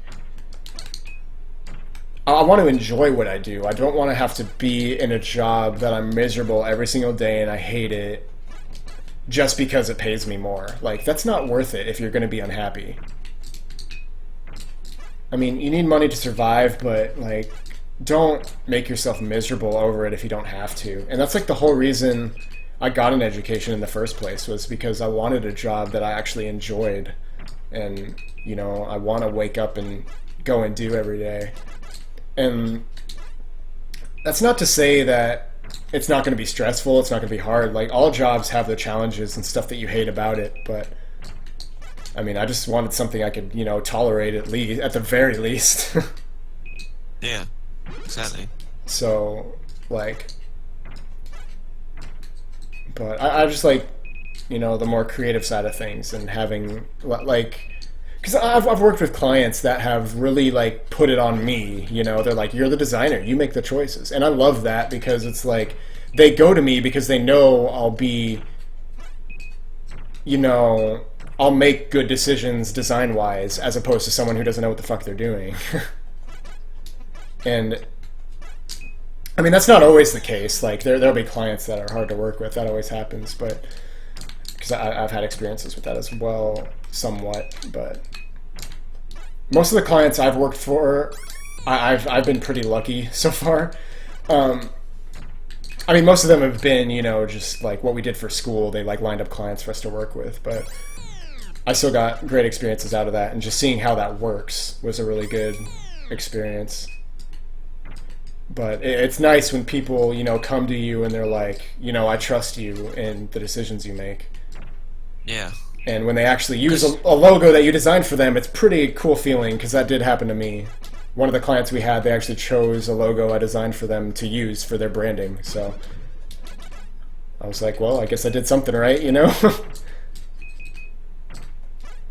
Because in graphic design, it's so competitive, and it's easy to get discouraged and be scared, because it's like, oh my god, I'm not good enough, like, I can't do it. But when you have circumstances where it's like, oh, someone actually liked my design that I did and are actually using it, it's just an amazing feeling. Also, what's up, Yosh? Yoshi's here. I'm glad he can make it. Yeah. He's kept his 100% stream record. I know, he really has. Yes! Thank you. Following Pop-Tart, fuck yeah. Yeah, earlier on in the stream, I literally just had to write out Fallen Chocolate Pop-Tart, just so there was at least some presents for the Yeah. Fallen Pop-Tarts, but now we have literal Fallen Chocolate Pop-Tarts. And that is literal, I'm not taking a piss. That's literal, I'm not taking a piss. I just like that. God's sake, it's like we're in a situation now in life where we have to clarify every time we say the word literally. Figuratively. Fuck. I was saying a call the media earlier, and then she was saying, I was like, we were talking about food, like, oh, that's dead. Like, oh no, that's dead. I'm like, we can't be in a world where we feel judged for what we want to eat. Like she said, cause I was telling her, like, I said I was ordering pizza earlier. Oh, what have you got this? I told her what I had. That's dead. I'm like, we can't live in a world where we have to feel self-conscious about what we're gonna eat and feel judged about it. This is not a healthy world to live in. Yeah, Get dude. very about it. Yeah, dude, I'm just like chilling. I'll probably be on for a while. We just kind of been talking about shit, because, you know, Yeah. alcohol makes me do that apparently, so. Dude, we totally have to call. Dude, we totally have to nitpick something, dude. How many times do I want to say dude in a fucking sentence? Dude. I say dude a lot. And it's not gender specific, okay? I hate that argument. No, I know. I say like mate, I say dude, I say bro. It doesn't matter, just anyone. I say, As far as I'm dude, concerned, that just means that just means you're friends. dude, I say dude to my mom, okay? So like. Yeah, same. Oh, I'm like, you're right, man. Because like Exactly. actually, where I'm from, up north. Well, being born up north, man is more of just like a friendly term. Anyway, like Or well, it's just a term you use in general. Like if you're pissed off, you go, "Oh man," but like if you're happy with him, like "You're right, man," or something. And just a lot of times, man in general is referred to, like humankind, like man, Yeah. Oh yeah. So it's not Sup, gender specific. It's just butthurt people that have to get offended by fucking everything. And that was actually going into my next point that I was going to get to, was just like, just this day and age, like currently where we're at, just as a species, like it's pretty scary and just sad. I mean, like, you can't say anything anymore without somebody getting offended. And it's like, it never used to be like that, because I remember times in my life where people weren't this triggered all the time. I hate to use, internet lingo all the time because it's just the sign of the times, really. But it's just society and just everything right now is in a state that makes me very unhappy with it and where things are going. I'm very scared all the time.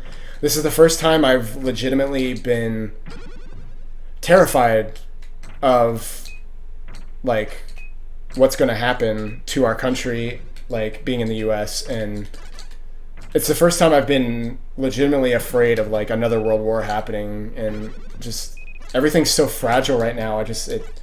Like, you can't really rule out that possibility, and just things like that in general. It's just,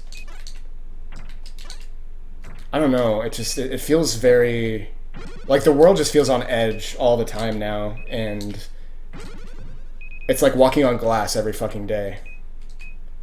It's like one person slips up, and with social media just being such a huge thing, Yeah, I know. and everything being recorded, everything being online immediately as it happens, no matter where you are, no matter what you're doing, you're probably being recorded. People can't live anything down anymore. Everything is always there, and especially for like teenagers and kids that are growing up in this social media driven society, it's dangerous.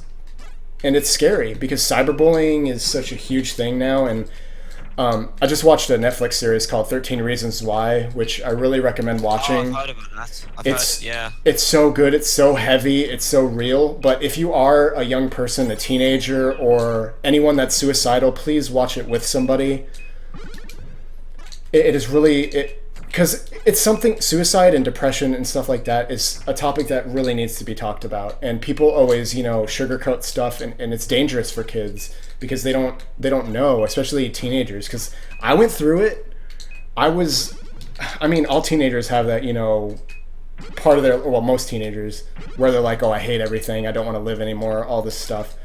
I've had my share of depression. I've had my share of suicidal thoughts, but it's a serious issue. People always like shrug it off as just like, oh, they're just being kids, or they're just being a teenager, everyone's like that. But no, it's a real issue. It's a real mental problem that needs to be addressed. And again, with like social media and stuff, that's what 13 Reasons is all about. Is social media basically breaks her, and like just because of one mistake. And it wasn't even like what had happened. It's just like rumors spread, and everyone believed she was just like a slut after that, and all this stuff. It's just, like I said, I recommend watching it. I'm not going to get into the story of it, but essentially it's a girl who just gets bullied to no end and ends her life. And she records 13 tapes that say the reasons why she killed herself. And like each tape is basically dedicated to one person that like fucked her life up. So it's pretty heavy stuff, but again, it's stuff that shouldn't be censored. It's stuff that really does need to be talked about.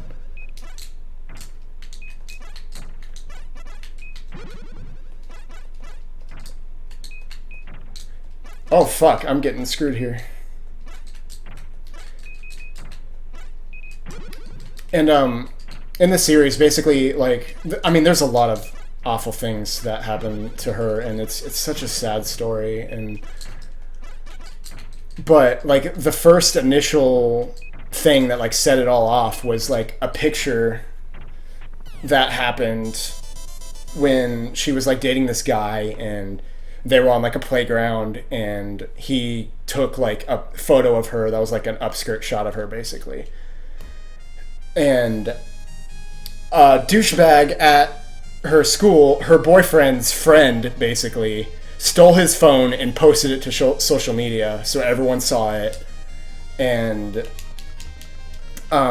everyone was just like calling her a slut, and then these rumors like came about and everything, and her life was just basically set into a spiral because you know how teenagers are, and especially with something like that, they just jump to the conclusions and they don't care what she says to defend herself. They're just shitty fucking people. And like no one ever gets the full story, but just because of social media misconstruing things like that and just everything being online now, like every tiny little mistake that anyone makes can be detrimental to their reputation or to just them as a person. Because people never look for the full story. They just love to see something, you know, controversial or scandalous, and it's like, oh, this person did this, holy shit, they're an awful person. It's like people don't understand what that actually does to people.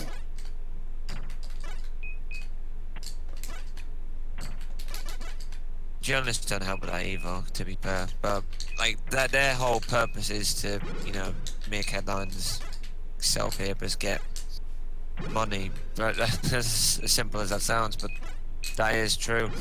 Because in England last week there was this footballer, and he came out last week saying he with mental health issues, and not many footballers do. Not many footballers have come out with that, so it was a big thing, and everyone was saying that more footballers should do that and it should be taken seriously, and people saying like talking about how it's because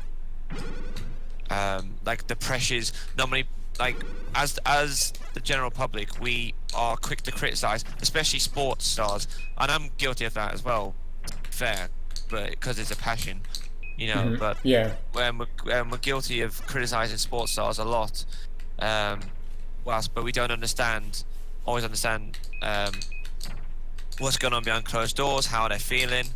So it was a big eye opener that this guy went into he's seeing help, he's getting help now, and he's because of some mental health issues, and there's been discussions about that lately because that's flared up, and yeah, it is such a serious issue, and I like totally understand it, and I think as well, because I've talked about this in the past before, and I've always said one thing I've never said is the word depression, because I've never officially been diagnosed, and I've never wanted to diagnose myself, because I've said people have always had a lot more serious I've had more serious issues than I have, because a lot of my issues are more just like self-inflicted.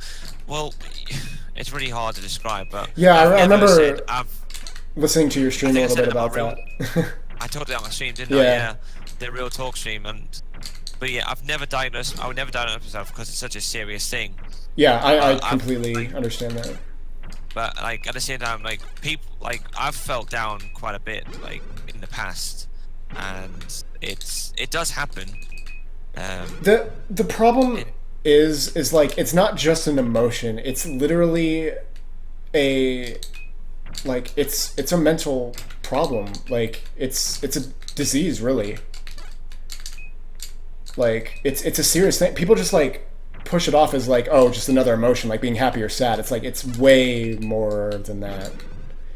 It's like it's physical, it's mental, it's just like it's easy to just shrug it off as, oh, they're depressed, but it's like, you know, I don't know. It's just misdiagnosed, definitely, like you've said. Like people don't understand the true meaning of it, is what it is. And again, that's why, I would never that's why I never say I'm depressed, because I know that, you know, I know people that have been depressed, and I would never compare myself to that, because I'm not that, you know, I'm not stupid. It's not, I don't know what to use, but I think you know what I'm trying to say. But it's like, I was, but that's why I'm careful to say that, because I would never diagnose myself, because again, I've never been diagnosed. I've never been that unhappy to the point where I'm gonna go, oh, I feel depressed. You know, I felt down, and there's been times where I felt down for an extended period, but it's never been to the point of saying of getting it checked out and saying I'm depressed. And again, that's why I'm always very careful to use that word, because again, like I said, there's people with more serious issues, and people that are actually diagnosed and they're officially depressed. Yeah. And there's like different kind of degrees of it, I guess, because like I don't really know all the ins and outs of it, to be honest, but like what I felt when I was a teenager, like I like to say I was actually like depressed and I suffered with depression, but I never, like, when I was a teenager, I didn't see like doctors about it, or I was never really diagnosed with it either. But just what I felt was just unreal during that time. It was something I had never experienced before, so that's why I just labeled it as depression, because I don't know what else to call it. But it's just, I felt blank and just like nothing. I felt like nothing, and I just felt like I didn't matter to anybody, and like I just didn't. Just everything seemed against me all the time. I don't know. Like, I feel like all teenagers go through that to an extent, but like I don't know what to call it, because I had a rough fucking time in high school. That's just to say the least.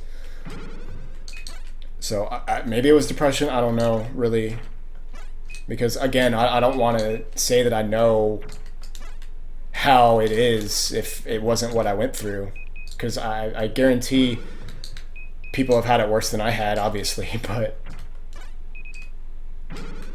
it's just I remember hating the feeling of waking up. I just wanted to sleep all the time. I never wanted to wake up again, because the dreams I would have were always way better than anything I had to deal with in real life. Which, looking back, I had a great fucking life. Like, I didn't need to feel that way. But again, like, when you're feeling really sad and depressed, like, stuff just, it feels that way. It feels much worse. That's why you should never judge anybody who's sad about something and they're like, oh, that's stupid to be sad about, because you never know what is actually going on in their mentality, like in their head at the time, because it's probably something you can't understand, because you never know exactly what they're feeling. And certain things they like that you wouldn't be sad about are really depressing to them. Like, you never know. Yeah, exactly. And I'm guilty of that, because I did just say that now. I said, oh, it's stupid. I was like, oh, it's stupid what I've just said, and it's stupid me comparing that. But yeah, that's just society we live in these days. I think people are too, like, it's just not made easy, really. It's, yeah. I just, again, especially with like social media and stuff, I just feel like it doesn't help. It definitely doesn't help that. Because then it's so much harder for people to live anything down and move on from stuff, because it's just permanent and it's always there, and people always, like, you know, make assumptions, and people always like to be mad at somebody for some reason, whether they're famous, whether whatever. It's like, oh my god, this person did this thing, they're an awful person. I hate that mentality. It's like, remember, at the end of the day, they're human beings. They're humans, exactly. Like, fuck. I fucking hate that. But I am. You talking about that actually? When I like about you, I think from what I've known you for quite a while now, and one thing you're similar to me in the aspect of, I think you have a very analytical approach with things based on your past experiences. I think, I mean, I might be wrong, you could tell me I'm wrong, but that's what it seems, because you are you've experienced stuff like this in the past yourself, and you've overcome that, right? Now you're you're in a much happier place now. Oh, absolutely. And you're very analytical, because I know that you can relate to you can relate to this, and I'm similar because I always, by the way, tits really. Oh yeah, duh. But I was always. We'll make this serious for a little bit. Yeah, sorry. So we'll make this funny for a little bit. But I've always noticed that about you, because when I first we started talking about 2011, yes, about then, 'cause Probably, yeah, that's where we did Mario Kart. So about then, probably. and I've always noticed that about you. You've always been very you're very intelligent with the way you put things across, because it's literally speaking from the heart. It's speaking from experience, and Yeah. I can tell that. I can tell about that. I actually really appreciate that, because I always feel like I have such a hard time putting things into words, and I always like am afraid of people misconstruing what I mean, and it's like, oh, I didn't mean that, when people take it the wrong way, and I just like beat myself up over everything, because I struggle with words so much. But I'm glad I'm able to get that across, because I do try to speak from the heart. I do try to, just, be as real as possible. You can't literally speak from your heart.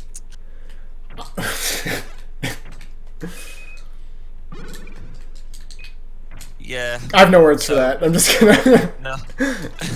So Josh, when you literally speak from the heart, it makes me so.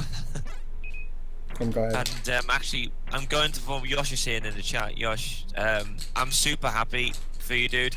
And I felt like that actually when, because I had my, like, as I was saying in the chat, but I guess I'll, yeah, bye, Kyle. But no, I was, I lost my, yeah. Fuck, so okay. I was saying in the chat, but for those on YouTube, I guess I can, I can talk about that. But yeah, so Yosh said he's got his first relationship at 19, and I was the same. Because I had silly relationships as a teenager that literally didn't last longer than a few weeks, just because we teenagers, that's how it tends to be sometimes. Oh yeah. And then I had a couple of long distance relationships, but I don't really count them because they were, again, just silly because of how they were. Really, they weren't anything serious. Though they were never going to be anything serious, realistically. So my first proper relationship was when I was 19 as well, and yeah, I was super happy, because when you spend your life like I have, which mostly alone in that sense, it is nice to actually, again it's another experience to have, and it's really nice being with someone who obviously, and the thing is, in hindsight, I'm gonna say this now, I'm not with that person anymore, but at the time it's really nice to be with someone who is like, who you can share so many emotions with, so many feelings with. You can share secrets, share special moments, and it is really nice. And I was saying, we were talking in the chat, because what was it? Let me scroll up, because Yosh said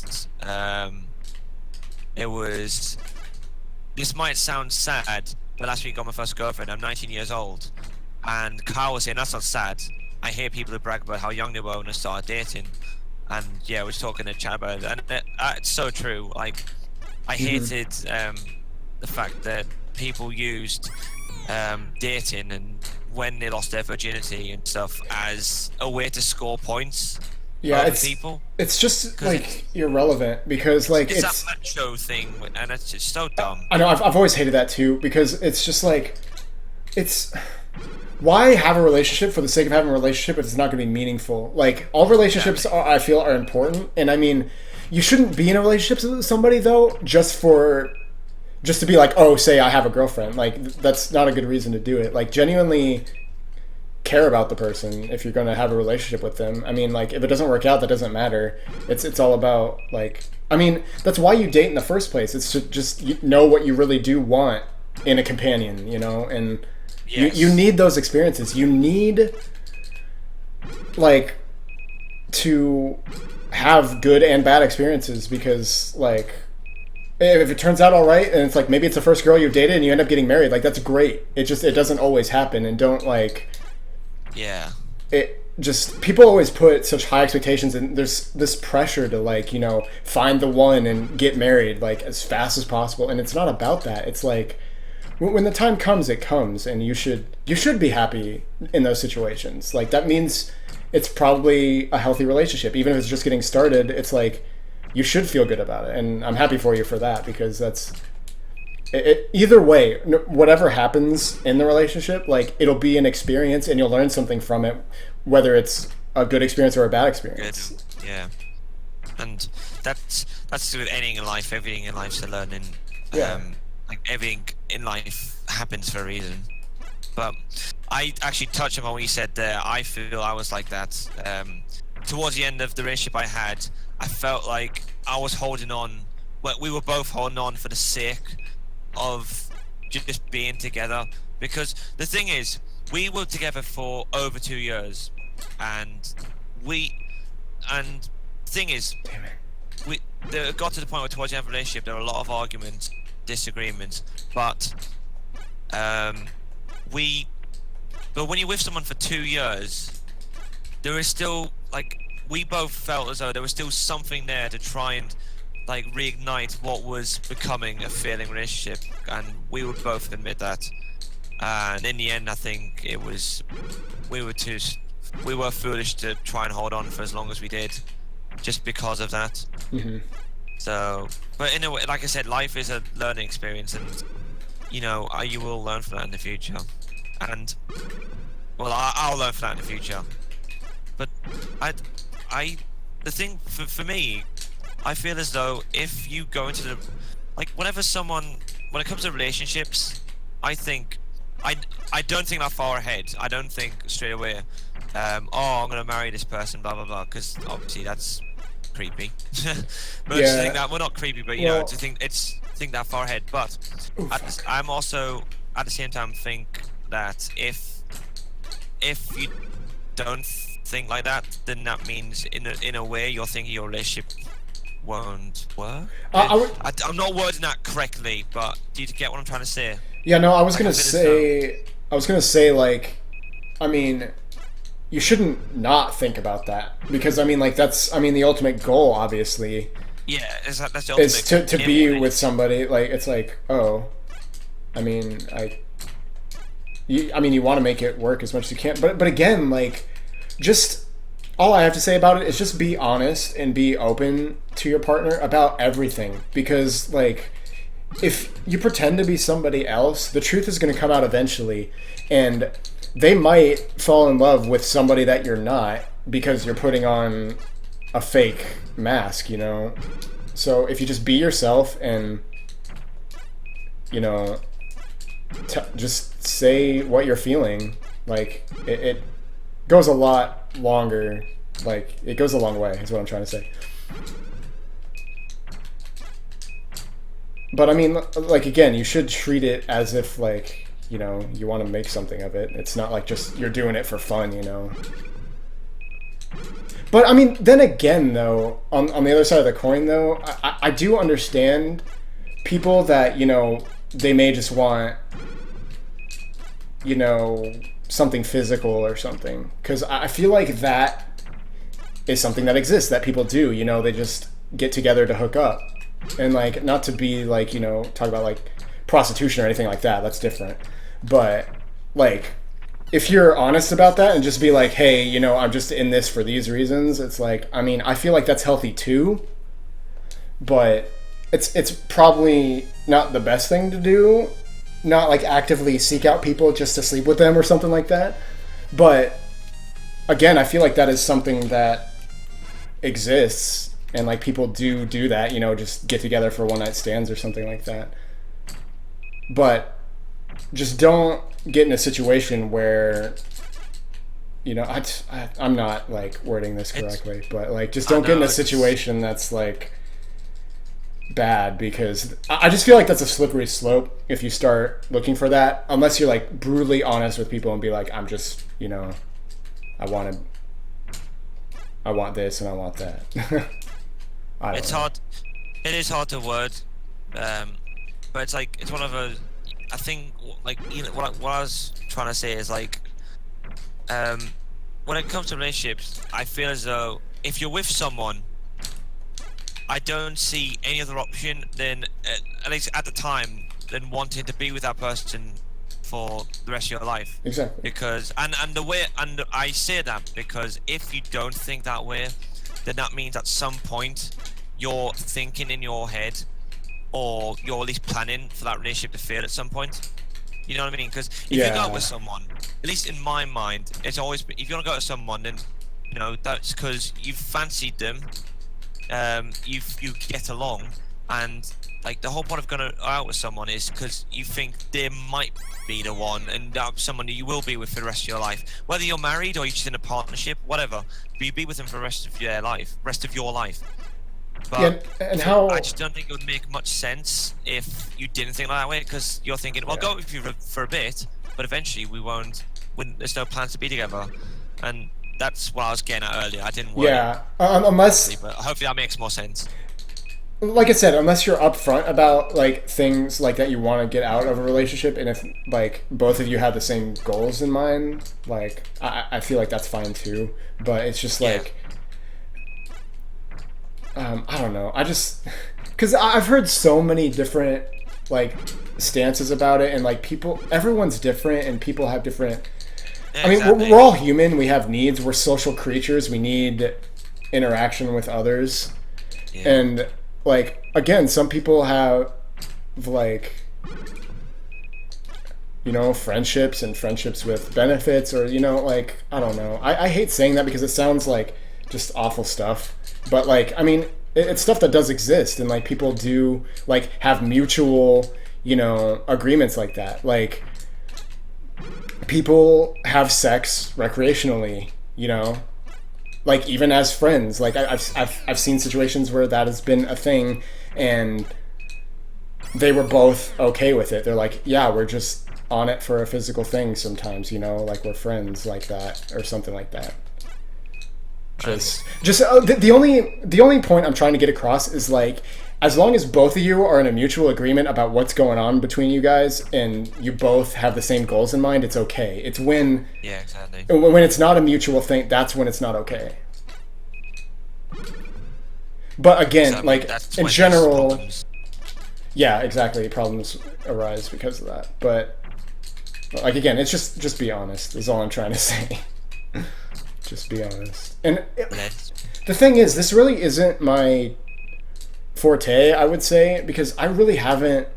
Well, I'm 25 years old. Like, I'm really like opening up right now, but like, I've never really had a serious relationship. Like, I've dated, like, I've gone on dates before, and I've like, you know, when I was like really young, you know, I've kind of hung out with girls before and been like, oh, we were kind of, you know, more than friends a little bit, but we never really. I don't really count those because I was like, I don't know, 12, 13. Yeah.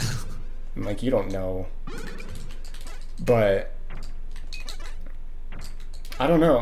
I know people though, and I've had friends, and I'm always there for like people, and I try to give the best advice I can, just even though I'm not like an expert on the topic, because I've never really been in a long-term committed relationship. But it's not the fact that I don't want it either.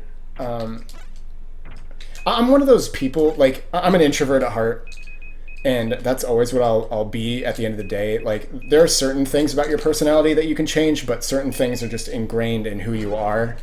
Yes. And an introvert is one of mine that's just ingrained in me. Like, I actually am genuinely happy when I'm by myself a lot of the time. I enjoy alone time. But that doesn't mean, just because I'm an introvert doesn't mean I don't like being with other people, because I need that too. Just to a lesser degree as some super extroverted people. Like, some people need to be, you know, around somebody at all times. I need my time by myself and alone. And whenever I'm like with somebody or something that like, or like potential for a relationship, I always like try to be upfront about that. It's like, it's not that I don't want to hang out or stuff like that. Like, some days I just need to be by myself.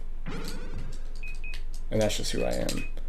But, and that being said, like, at the current moment, the last couple years of my life, I've been finishing up school. That's been my main focus. Like, I'm not actively seeking out a relationship at the current moment because I want to get my life on track first and be able to, at least be in a solid job for long term and, be done with school and like have my own place and be in a spot where, I can take care of myself. And then I can think about, being with somebody, having a family or something like that, It's just like I kind of want to make sure I'm okay first, before I really do that. And it's not to say I wouldn't date somebody because of that. Like if somebody comes along and I want to date them, I'll date them. Because it's like it's not like I'll put everything on hold because like you never know. Like it's good to have those experiences and, date people.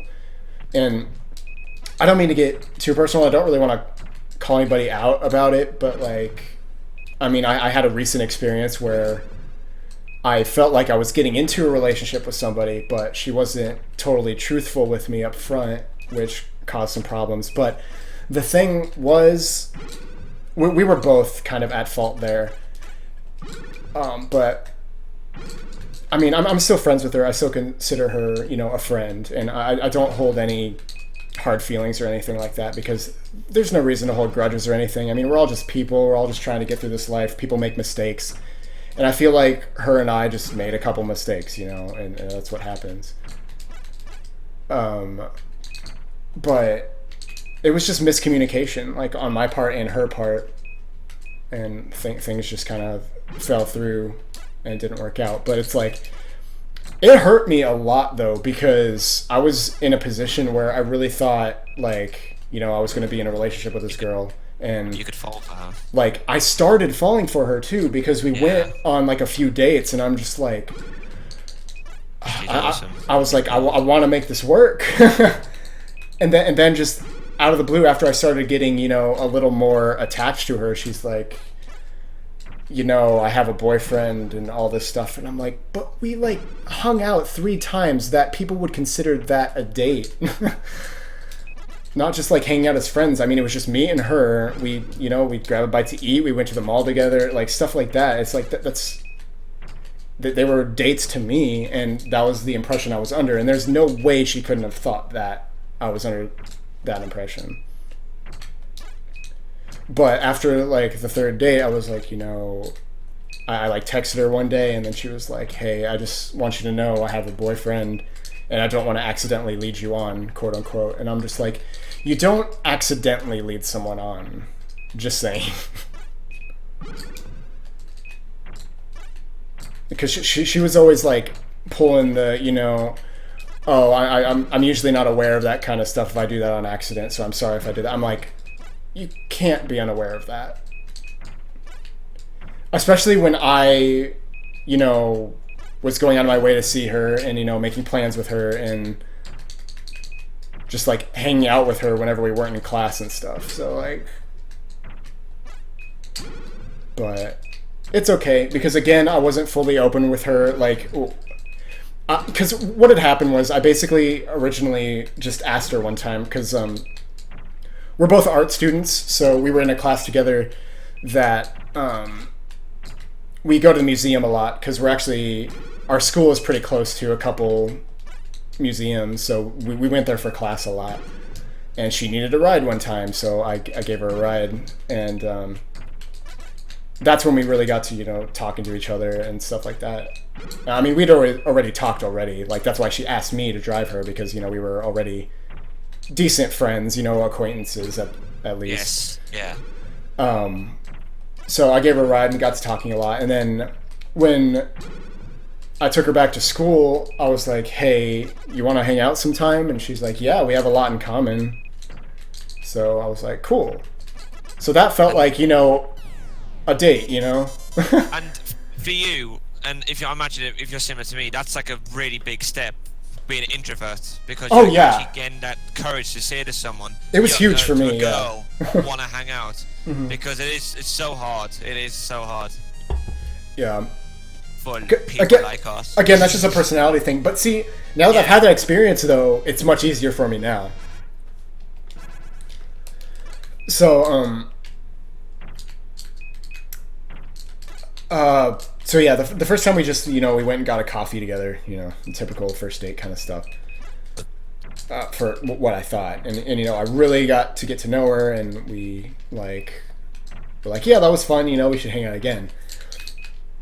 So, we did. we hung out a total of 3 different times, and again, it was just us. It wasn't with like other friends or anything. The second one, we just went out for a drink. She was of age, okay. She didn't actually have anything alcoholic. I just had like a hard cider or something. I just had one. I wasn't intending on getting drunk because I actually liked spending time with her. And then the time after that, we went to the mall. So like we would just hang out and talk the whole time. That's all we would do. We would just talk. And again, just like I was under the impression we were, dating. Like I never explicitly said or asked her, you don't want to be my girlfriend or anything like that. We were just, casually hanging out. But I did invite her one time. I was just like, hey, if you want to like come over and play some video games or something, because she actually likes playing Mario Kart and stuff like that. So I was like, hey, if you ever want to do that sometime. And she was like, okay. She seemed like she was on board with it at some point, but it never really ended up happening. And this was over the course of probably a few months, I would say, over all this time. So like we would hang out occasionally, but it was kind of just really occasional kind of thing. But at school, though, I would always hang out with her. Like after class, I would stay after my classes because I knew she had an evening class when I didn't. So I would hang out with her until she had her class. So like I spent a lot of time with her at this point. And after the third time we hung out, like I texted shortly after that. I was just like, I don't remember what I said. I don't want to get into details, but I was just like, thinking of you or something like that along those lines. I was just like setting up to maybe, hang out again. And it was just like a casual, like, I hope you're doing okay kind of thing, because we hadn't talked in a week or something like that. And I was like, hey, what's up, basically. Yeah. And just since I said those words, thinking of you, she was just like, okay, let's set the record straight here. She had not mentioned this because, let me preface this first, though. On our first date, I specifically remember her saying that she enjoys being single at the moment and just, kind of hanging out with people. And I'm like, yeah, I'm totally cool with that. So I was under that impression.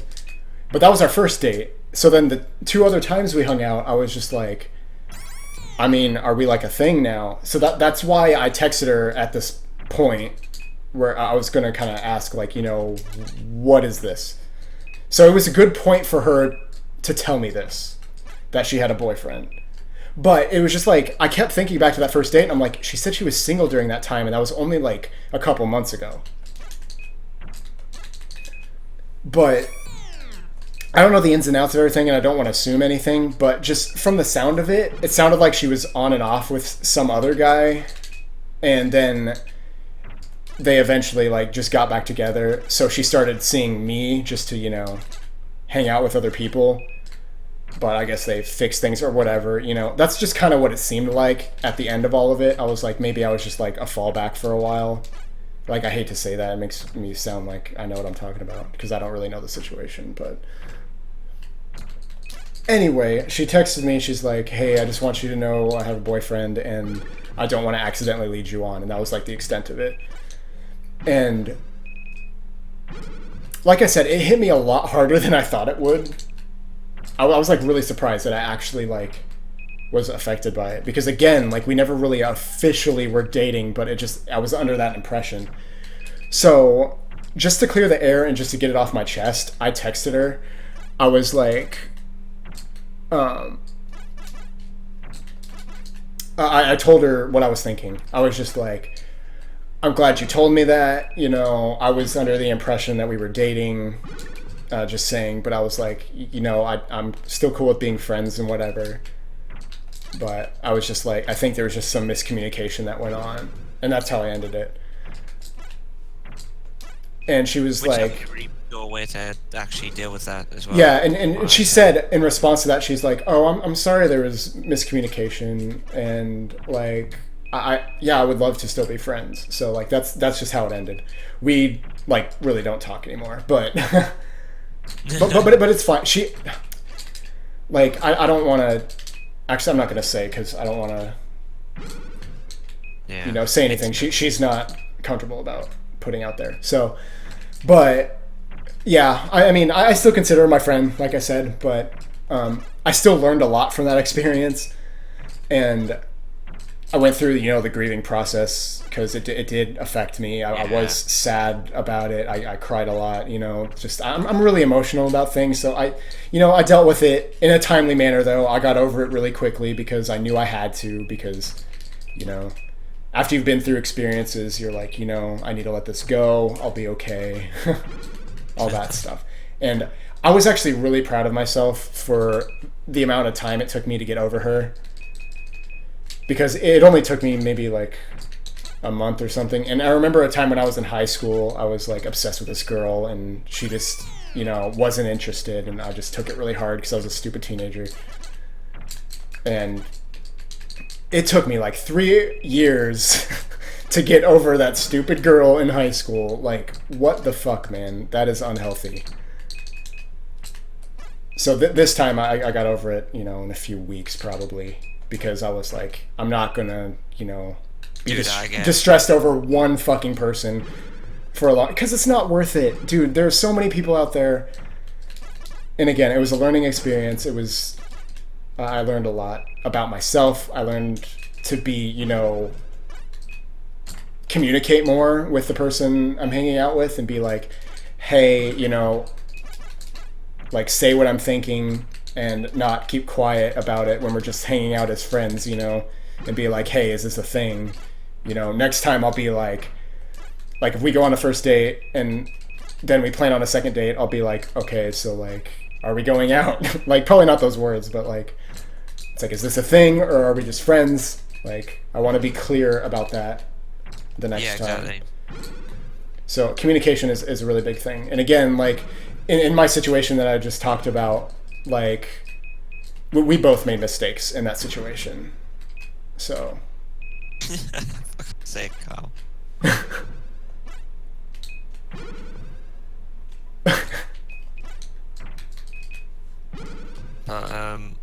but yeah, that's my guess story. I guess I can. I think you'll probably know about this because, well, you might know. I think you knew about it, but I don't know if you remember it. But I remember back in 2014. So one of the long distance relationships I had was Lexi, who but in the Ooh, chat, shit, that just brought up a memory for me too. Yeah, I think I know what you're gonna talk about. So she was someone I met from FFR, Flash Revolution, and we were actually really cool and close. We'd both just broken up with people. Again, we both had long distance relationships, and we were both there for each other pretty much when it ended. So we decided to go out, to quote unquote go out. But and we went out for like just under 3 months or so, and then we broke up, and I took that so horribly, so awfully, a lot worse than I really should have for The situation. a long distance for a long distance relationship, for someone who I'd never met in real life, for someone who I'd only been out with for a couple of months. Yeah, like I said, dude, even in my situation, I was surprised I took it so hard too. But I mean, like, even with that, like, they're real feelings. Like, I mean, there's reasons you feel that way. So, like, that's important. Exactly. It just shows how emotionally connected you still are. Right. Like how it's. And it's a process. You're never gonna like clean break. It's always gonna hurt if you're going out with someone. Like, it's just how you deal with it is the real thing. It's the real problem. Because like even it doesn't matter, like in this instance, it doesn't matter like the distance or whatever. You still like have a connection to that person in some way. Yeah. Whether it was a friend, which it was initially, or a relationship of some kind. And but I remember, right, that whole summer, I was there just constantly, and that was when I was at my absolute worst just emotionally. Yeah, I remember. Took it. Yeah, I know. I'd say I know you might remember. I Because definitely do. there were times when I was messaging you, I was messaging Sapphire, I was just messaging people like explaining like what the hell is up Yeah, with me. I do have a point to make about that too, but you can go ahead. Yeah, I'll finish up. No, you're good. It was Take like your time. no, it was. I remember after that happened. When it happened, it's you go for that stage of not necessarily denial, but kind of saying, "Oh, did that really happen?" And then for the Right. first few days, you're just nonchalant about it, going, "Oh well, yeah, whatever. I'm not that fussed." But obviously, as a messenger saying, "Well, it sucks, didn't work out, but I understand." And then after like a week or so, I was there like, "Actually, this really fucking sucks." And Yeah, it's then rough. I was bursting out crying. I messaged her. I was like, "Are you are you sure this is what you want?" Blah, blah, blah. I was like a little fuck. Oh, I shouldn't have done that. You know, I should Yeah. have. I've done Yeah, I've done something like that before. Yeah. It's hard not to because you're so Exactly. desperate. You're in such a state where it's like, why? Like I just like you just want to talk things out. You're just like I just want to I know. work something out to an extent, but like sometimes you just gotta let it go. Yeah, exactly. And I learned to in the end, but Yeah, which is the Yeah, important it was- thing. it was that process. So I was there, and then I even like tried to send her stuff, like because she gave me her address a while back. I actually sent her something. She thought it was sweet, but it was not. In the end, it just wasn't. Like it wasn't gonna change her mind, and I remember actually having a literal physical panic attack. During one night I felt like I couldn't breathe. I was like crying about it, and I was like like that. It was awful. Yeah, I I've hated had that. my share of that for sure. I'm not the type of person that's actually had done that really. It's called the ugly I cry. experienced that. I'm not the type of person who's really experienced that, and when it happened, I was like, it was horrible. Not something that's fun to experience. So yeah, that whole summer, I was awful. I was keeping to myself a lot that summer. I was just stagnating in life. I felt. I remember, like I said, I messaged you and Sapphire, and yeah, that whole time was awful. But I would definitely want to lead on what you want to say, or whatever you want to say about it. Yeah, I was just gonna say like I'm always there Dicks. for my friend. Dicks, yes. God damn it. I'm like I always tried my best to like be there for you during that time, and I'm always like that with my friends. Like I always try to be there to talk, and try to help people through those things, and like because I mean, again, I've had my experiences too, and I totally understand what it's like to feel shitty about things, and like when shit goes wrong, like it's important to talk to people about it. But all I was gonna say about it was like, even though I did all I could to help, like, and I did, I really tried to help you as much as I could through it. And you actually did, to be fair, dude. I'm glad because I fucking tried, but like still, in the end, there is that point where you do have to take some action yourself. Like, Self. in the long run, you eventually yourself have to overcome this, and it's only something you can do. No matter how much help you get, you have to get over it yourself. Like to an extent. Like I said, having people to talk to really does help you through that, and like it's just hard for me to see my friends like that because again, I know exactly what it's like, and it's like I know even in some circumstances, I know no matter what I say, they're just going to be like, fuck you, and I don't care because I'm like, the truth does hurt when you hear it because like I had that experience when I was in high school. My mom like told me like the hard truth when I was having hard times. And my reaction to it was, fuck you, you don't know what I'm going through. And I got in my car and drove off for a while because I was so pissed off because I knew she was right. I didn't know that until later that she was right. At the time, I was just pissed off at her because I'm like, no, she doesn't know what she's talking about. But the real reason I drove off and just went away from home for a while was because I knew she was right. And she was in the end. And it was healthy that I realized that finally and was like, okay. But it's just, you've got to get there yourself eventually. But don't feel afraid to reach out if you're feeling bad, because some people do care. Someone will, try to help you. And those are your real friends. Exactly. You find out it's those times in life where you find out your real friends are when the chips are down and you're just you feel like you're just scraping a barrel and you're like, oh, you're at your lowest ebb. That's when you know your real friends are. They're the people you can rely on. Definitely. And like sometimes online friends can be those people. It definitely helps physically. It does definitely help physically to be with somebody that you can talk to about this stuff.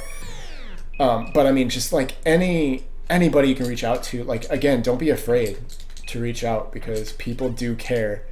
And that's why they have, like, I don't mean to get back on any dark topics or anything, but like, suicide helplines and stuff. Like, those people genuinely are trying to help. Trying to help, exactly. Whether or not it helps you, like, is a different thing. But like, just the fact that there's always somebody that you can find somewhere to talk to help you through things, because no one deserves to go through life alone. Everyone needs a shoulder to cry on from time to time. Like, everyone goes through stuff, and you shouldn't have to bear that load of emotions by yourself, which is why depression is such a huge thing and something that needs to be taken more seriously than it is, because these people genuinely need help and sometimes have a hard time reaching out, because it's hard to reach out because you're like, this is stupid, like I should be stronger than this, I should be better than this, or like you start doubting yourself, you start feeling embarrassed to ask for help. And never ever feel embarrassed. It's like, when you need help, don't be afraid. I know, and you were one of the few people that actually really helped me, because I remember there was a couple of things that you said that like stood out to me, and it was, I remember talking to you like saying, oh, I hate it, and you like, and then I was saying like, I'm just trying to find things to pass the time, and then you were saying, no, that's excellent way of getting like help, because I remember I was saying like, oh, I'm watching I think I was watching speedruns or something to cheer me up, and you said, right, dude, you've already taken a good step, you're actually trying to make yourself feel better. And that stood out to me, because I thought, well, no, that's awesome that at least I'm somewhat trying to like help myself here as well, and that stood out to me. It's really important, because that was something for me that really helped me through things. It's just getting your mind off of it really does help. Like, the thoughts will always come back, but like it gets easier as you can occupy your time into other things. And that's and I've used that advice for other people as well. Like, whenever people have like said they fell down in the past, I've always like told them to like if it's like as a temporary, because it is a temporary measure. I've always told them like, to step to do something that they enjoy, to take their mind off of things, and because it helped me a lot. And I remember that summer actually when we did the streams, we did the reason that we actually but the DK's co-op streams we did all 3 DK's games, because in the past we just did 1, and I think we did a bit of 2, but we actually did all 3 because that week helped me a lot. I had such a blast that week, and we did all 3 of those DKC games. And again, another reason, another thing that helped me was doing that, or at least that's something I had fun with, which was awesome.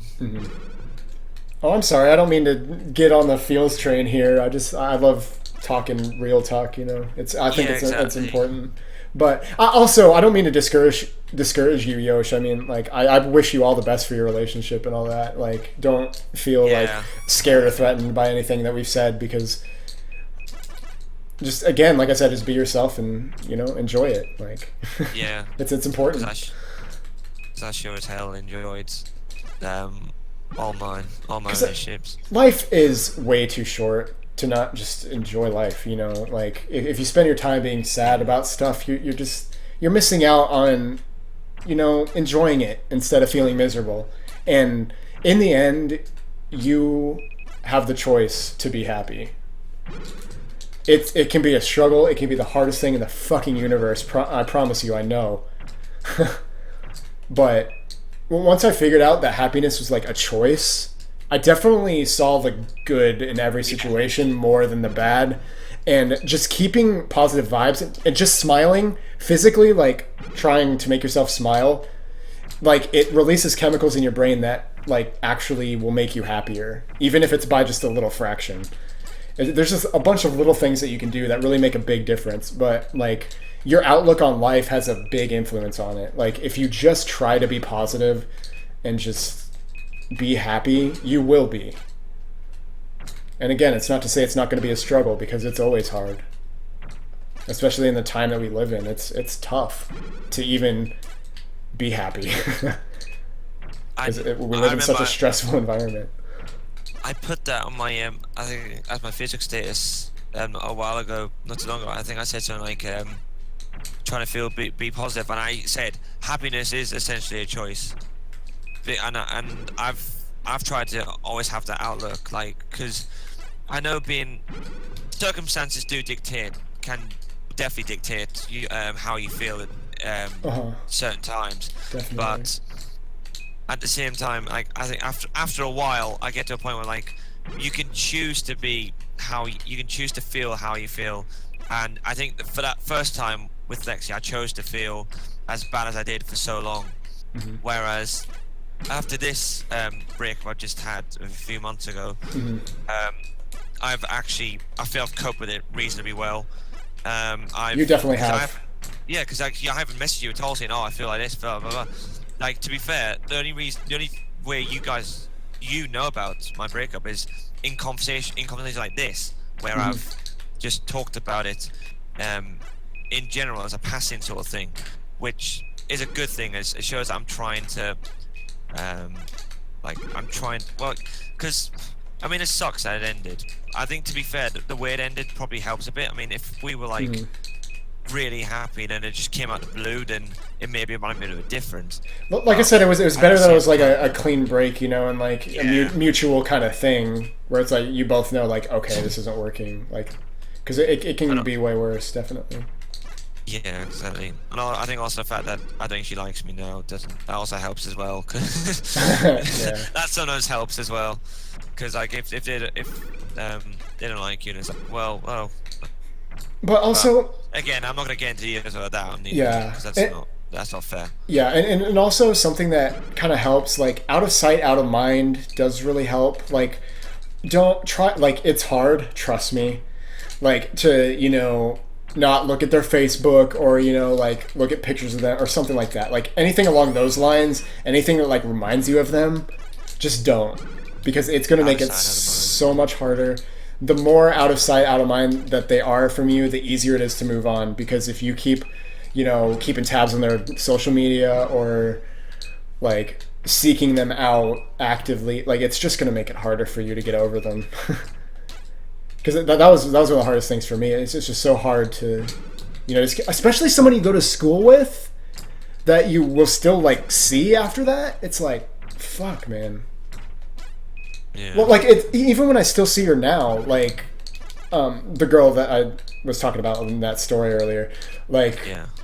like, I still see her at school, and it does feel weird a little bit, because, like, we both know what happened, and it's just like, I mean, we still, like, say hi to each other and, like, talk in passing, like, we're still fine with that, but it's like, I don't actively talk to her anymore. Like, if she addresses me and like says something, like I'll respond back. But I mean, she hasn't really done that. But like, I don't initiate because there's no reason to. I'm like, I'm cool with being friends if you want to. If we never talk again, that's cool too. Like, just live your life and I'll live mine. Like, it doesn't need to be like always in the back of our minds or anything like that. Like, probably more so for me because it probably affected me more than her. But I mean, even so, it's like there's just no reason to keep bringing it up. Yeah, exactly. Just move along, live life. Yeah, but at the same time, it's one of those. It's easier said than done, but once you do it, it is like very therapeutic. And it's healthy for the long run, because once you do that, you can move on with your life. Oh, I'm sorry. I just got Nostalgia Blast. Online card game you were playing. It was Booyah. Yeah. That was our OG Pop Brony edition. Yeah, I know it was. Why are you doing? I don't know. Also, So what's you want to be a brony? also what's up, Sal Dog? I meant to say hi to you like ages ago. I've been reading your comments, and you do have friends. You're my friend. Where? I consider you my friend. You're my stream. We're talking. We're friends. Yeah, exactly. It's all good, dude. All good vibes here. When you met Downmeister, we actually met before that. Yeah. I don't even remember when we exactly met. Like, I remember you leaving comments on my YouTube videos for a long time. I do remember that, but like, I don't remember when I actually like officially met you. Yeah, like I was a subscriber before we met. I think, like, I swear I met you because I was in a call.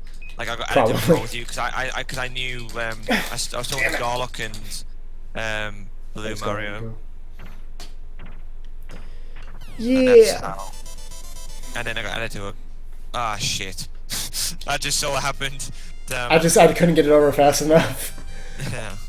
Also, That's how we first started talking. I think I got added to a call. Oh, you got added to a call with me and Nick and Garlock, etc. And then I was like, I know you! Also, let me know if you guys want to see me play anything else, because I'm just kind of enjoying talking, so like I'm just going to chill and play this for a while. Unless you guys are so goddamn sick of seeing Tetris, just let me know, and I'll change up the game. Well, we could, like, co-op something. Yeah. You bag of shite. Again, I just don't want to get Hamachi right now, because I'd have to like end the stream and redo it and download shit. Or like go to my other laptop, but we'll definitely do something. Yeah, we will. We should. And like I said, when I get when my laptop gets fixed, we'll do. Yeah. Yeah, we should still do that race. At least finish it at some point.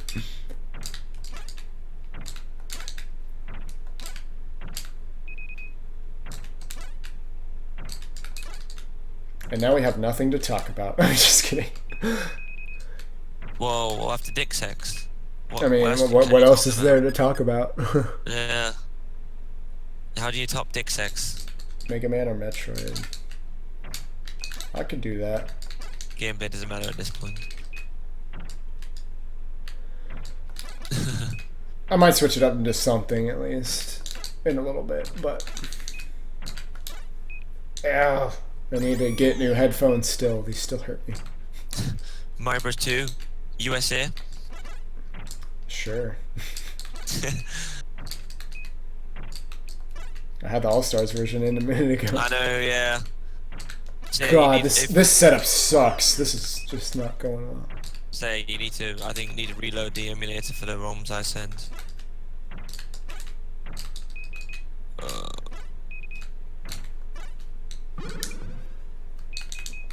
I've kind of wanted to get into was some Mario Steam World. games and stuff too. Because I have a bunch of stuff on Steam I should play. I really want to. I kind of want to play through Night in the Woods myself. But the thing is, I've been watching a Let's Play of it. I've been watching Commander Holly and Ross play it, and I kind of fell in love with the game. I love the art style. It's awesome, and it's really good story so far. I'm only like 20 or so episodes in, so I don't know a whole lot about it yet. But I kind of want to finish watching it just because I don't know if I really want to get it myself after that, because I know there's like kind of butterfly effect kind of multiple paths things, but I mean, there's really not all that many choices. And I don't really know how many endings there are, but I might get it anyway at some point.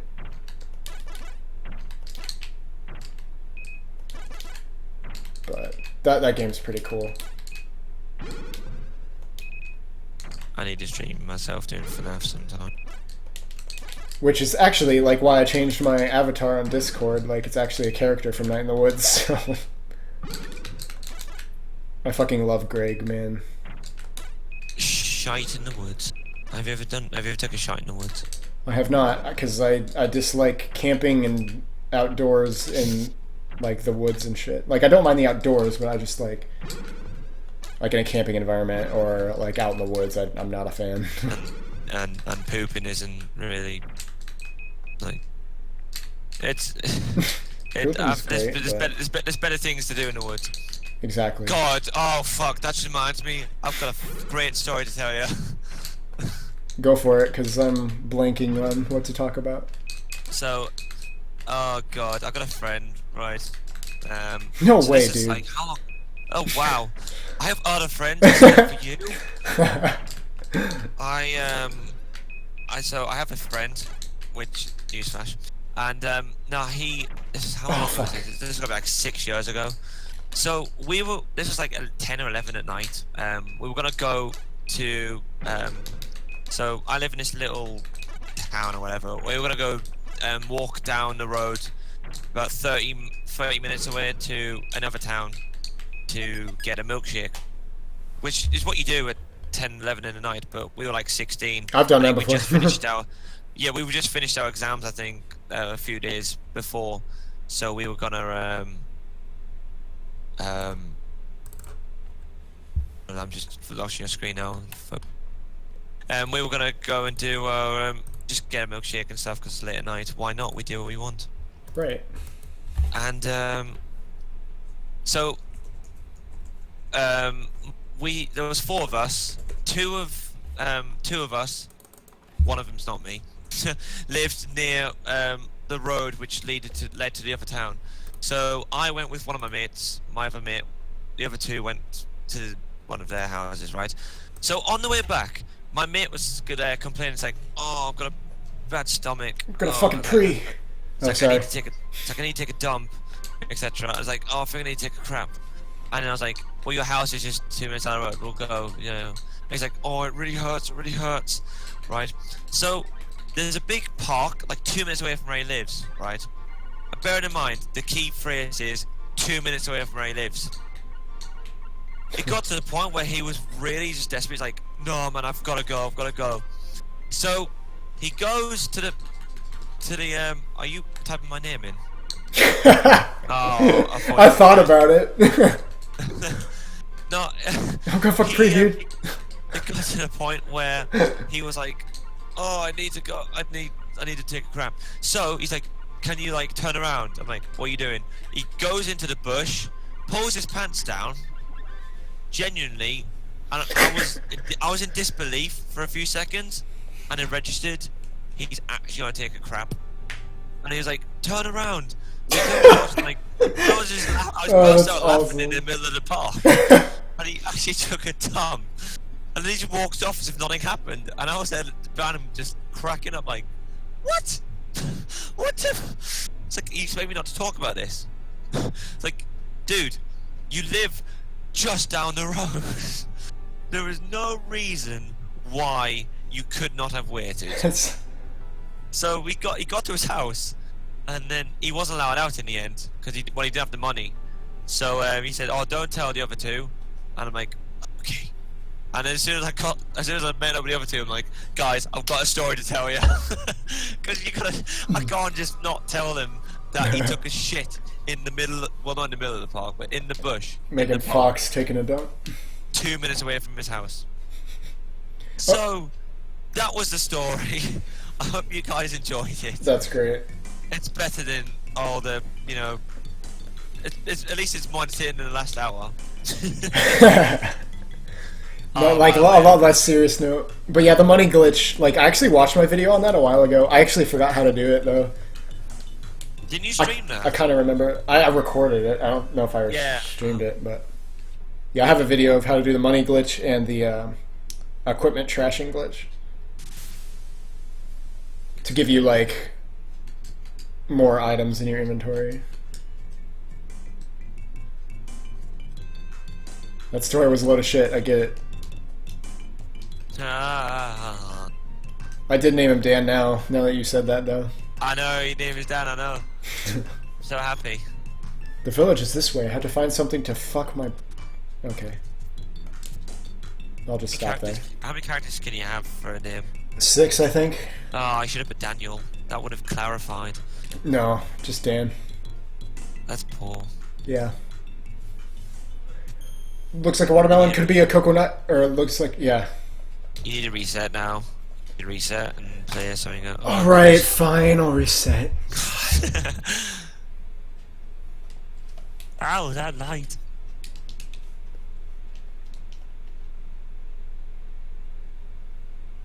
See, I totally reset. Yeah, you totally did.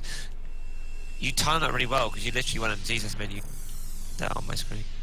Ooh, Illusion of Gaia. I've heard of that game, but I've never actually really seen it. Yeah, I've heard of it.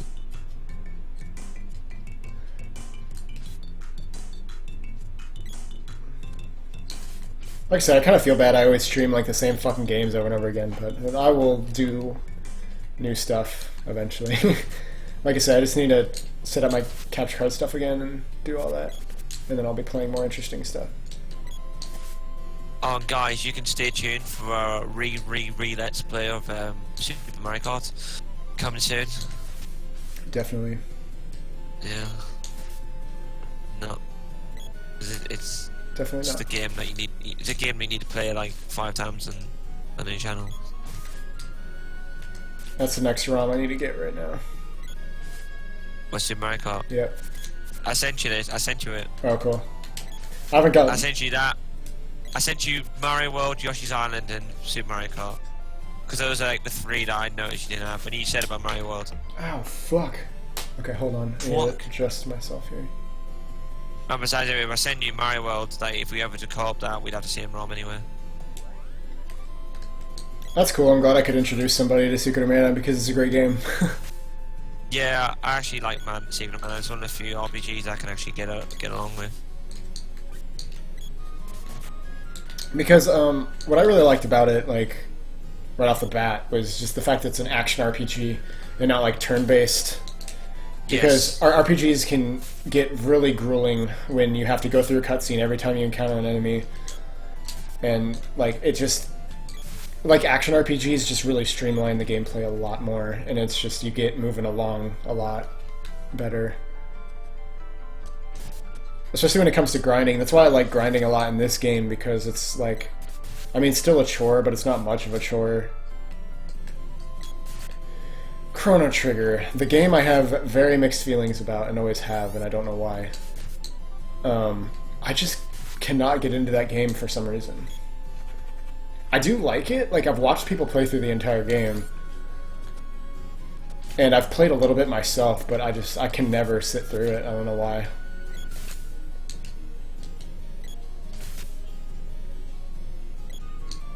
Oh my god. The chain shop's questioning.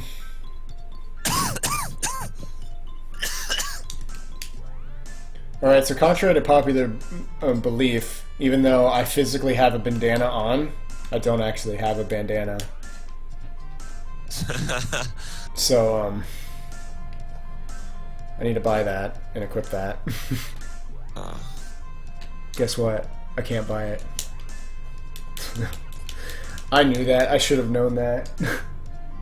Dude, you need to actually one day you need to 100% stream Yoshi's Island. I could.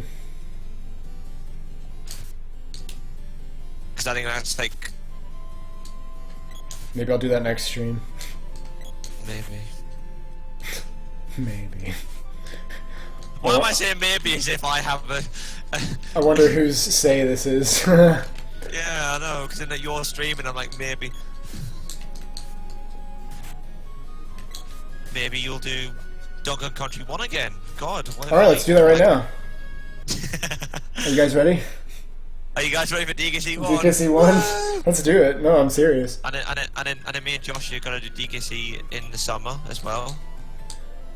With donut ring We toss. totally should because we missed it last year, to be fair. So we have to do it this summer. Can you stop going to Ziz's menu for like 2 seconds and then going back out? Well, that was when I was going to stream DKC 2, which I am, which I'm in the process of loading. Oh, for fucking out loud. God, man. Danganronpa, oh my fucking god. I want to see that game so badly. Fubo was fucking obsessed with it. Him and Andrew were like telling me about it because he watched, I think Sages played it. Is that, what's that for? Is that on Steam or is that like a console? Yoshi's Island, Super Nintendo. Oh my god, Dan. Oh, you talking to me or are you talking to your character? I'm talking about what Yosh said, Danganronpa. I know. Fucking. No. You don't know. Crazy Clearly, Bus. no. Yes. I'm never playing that. If my life depended on it, I would not play that. No, Crazy Bus. That's it. That's the game where everyone's playing. Everyone has to play Crazy Bus. Well, once Crazy- in their life. Crazy Bus, I always think of Arthur, the cartoon. Everyone has to play Crazy Bus once in their life. Just to know the beauty and the pure skill it takes. Steam and Vita, okay. Like I might give it a shot then.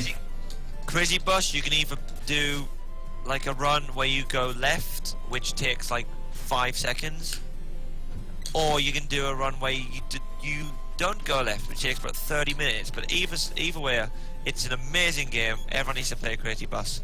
The best game that's come out of Venezuela. The only game that's come out of Venezuela. I'm just kidding. Quite possibly, but It's funny, I actually have relatives from Central America. My grandma was from Nicaragua. So I'm actually a quarter Hispanic. Believe it or not. Fun fact about myself. Crazy Bus is no, it's not a shitty game. Crazy Bus is amazing. It's a shitty game. Crazy Bus. It's a shitty game. You're wrong. It's a shitty game. Yeah, you're wrong. I've It's a got a shitty game. stream. I'm right. It's a great game. I'm right. It's a great game. It's a crappy game. I've got it on my YouTube channel. I played through Crazy Bus. I know. Doesn't make it a good game. Well, anything if I played on my channel, it's a good game. Okay. That's basically that's the rules of life.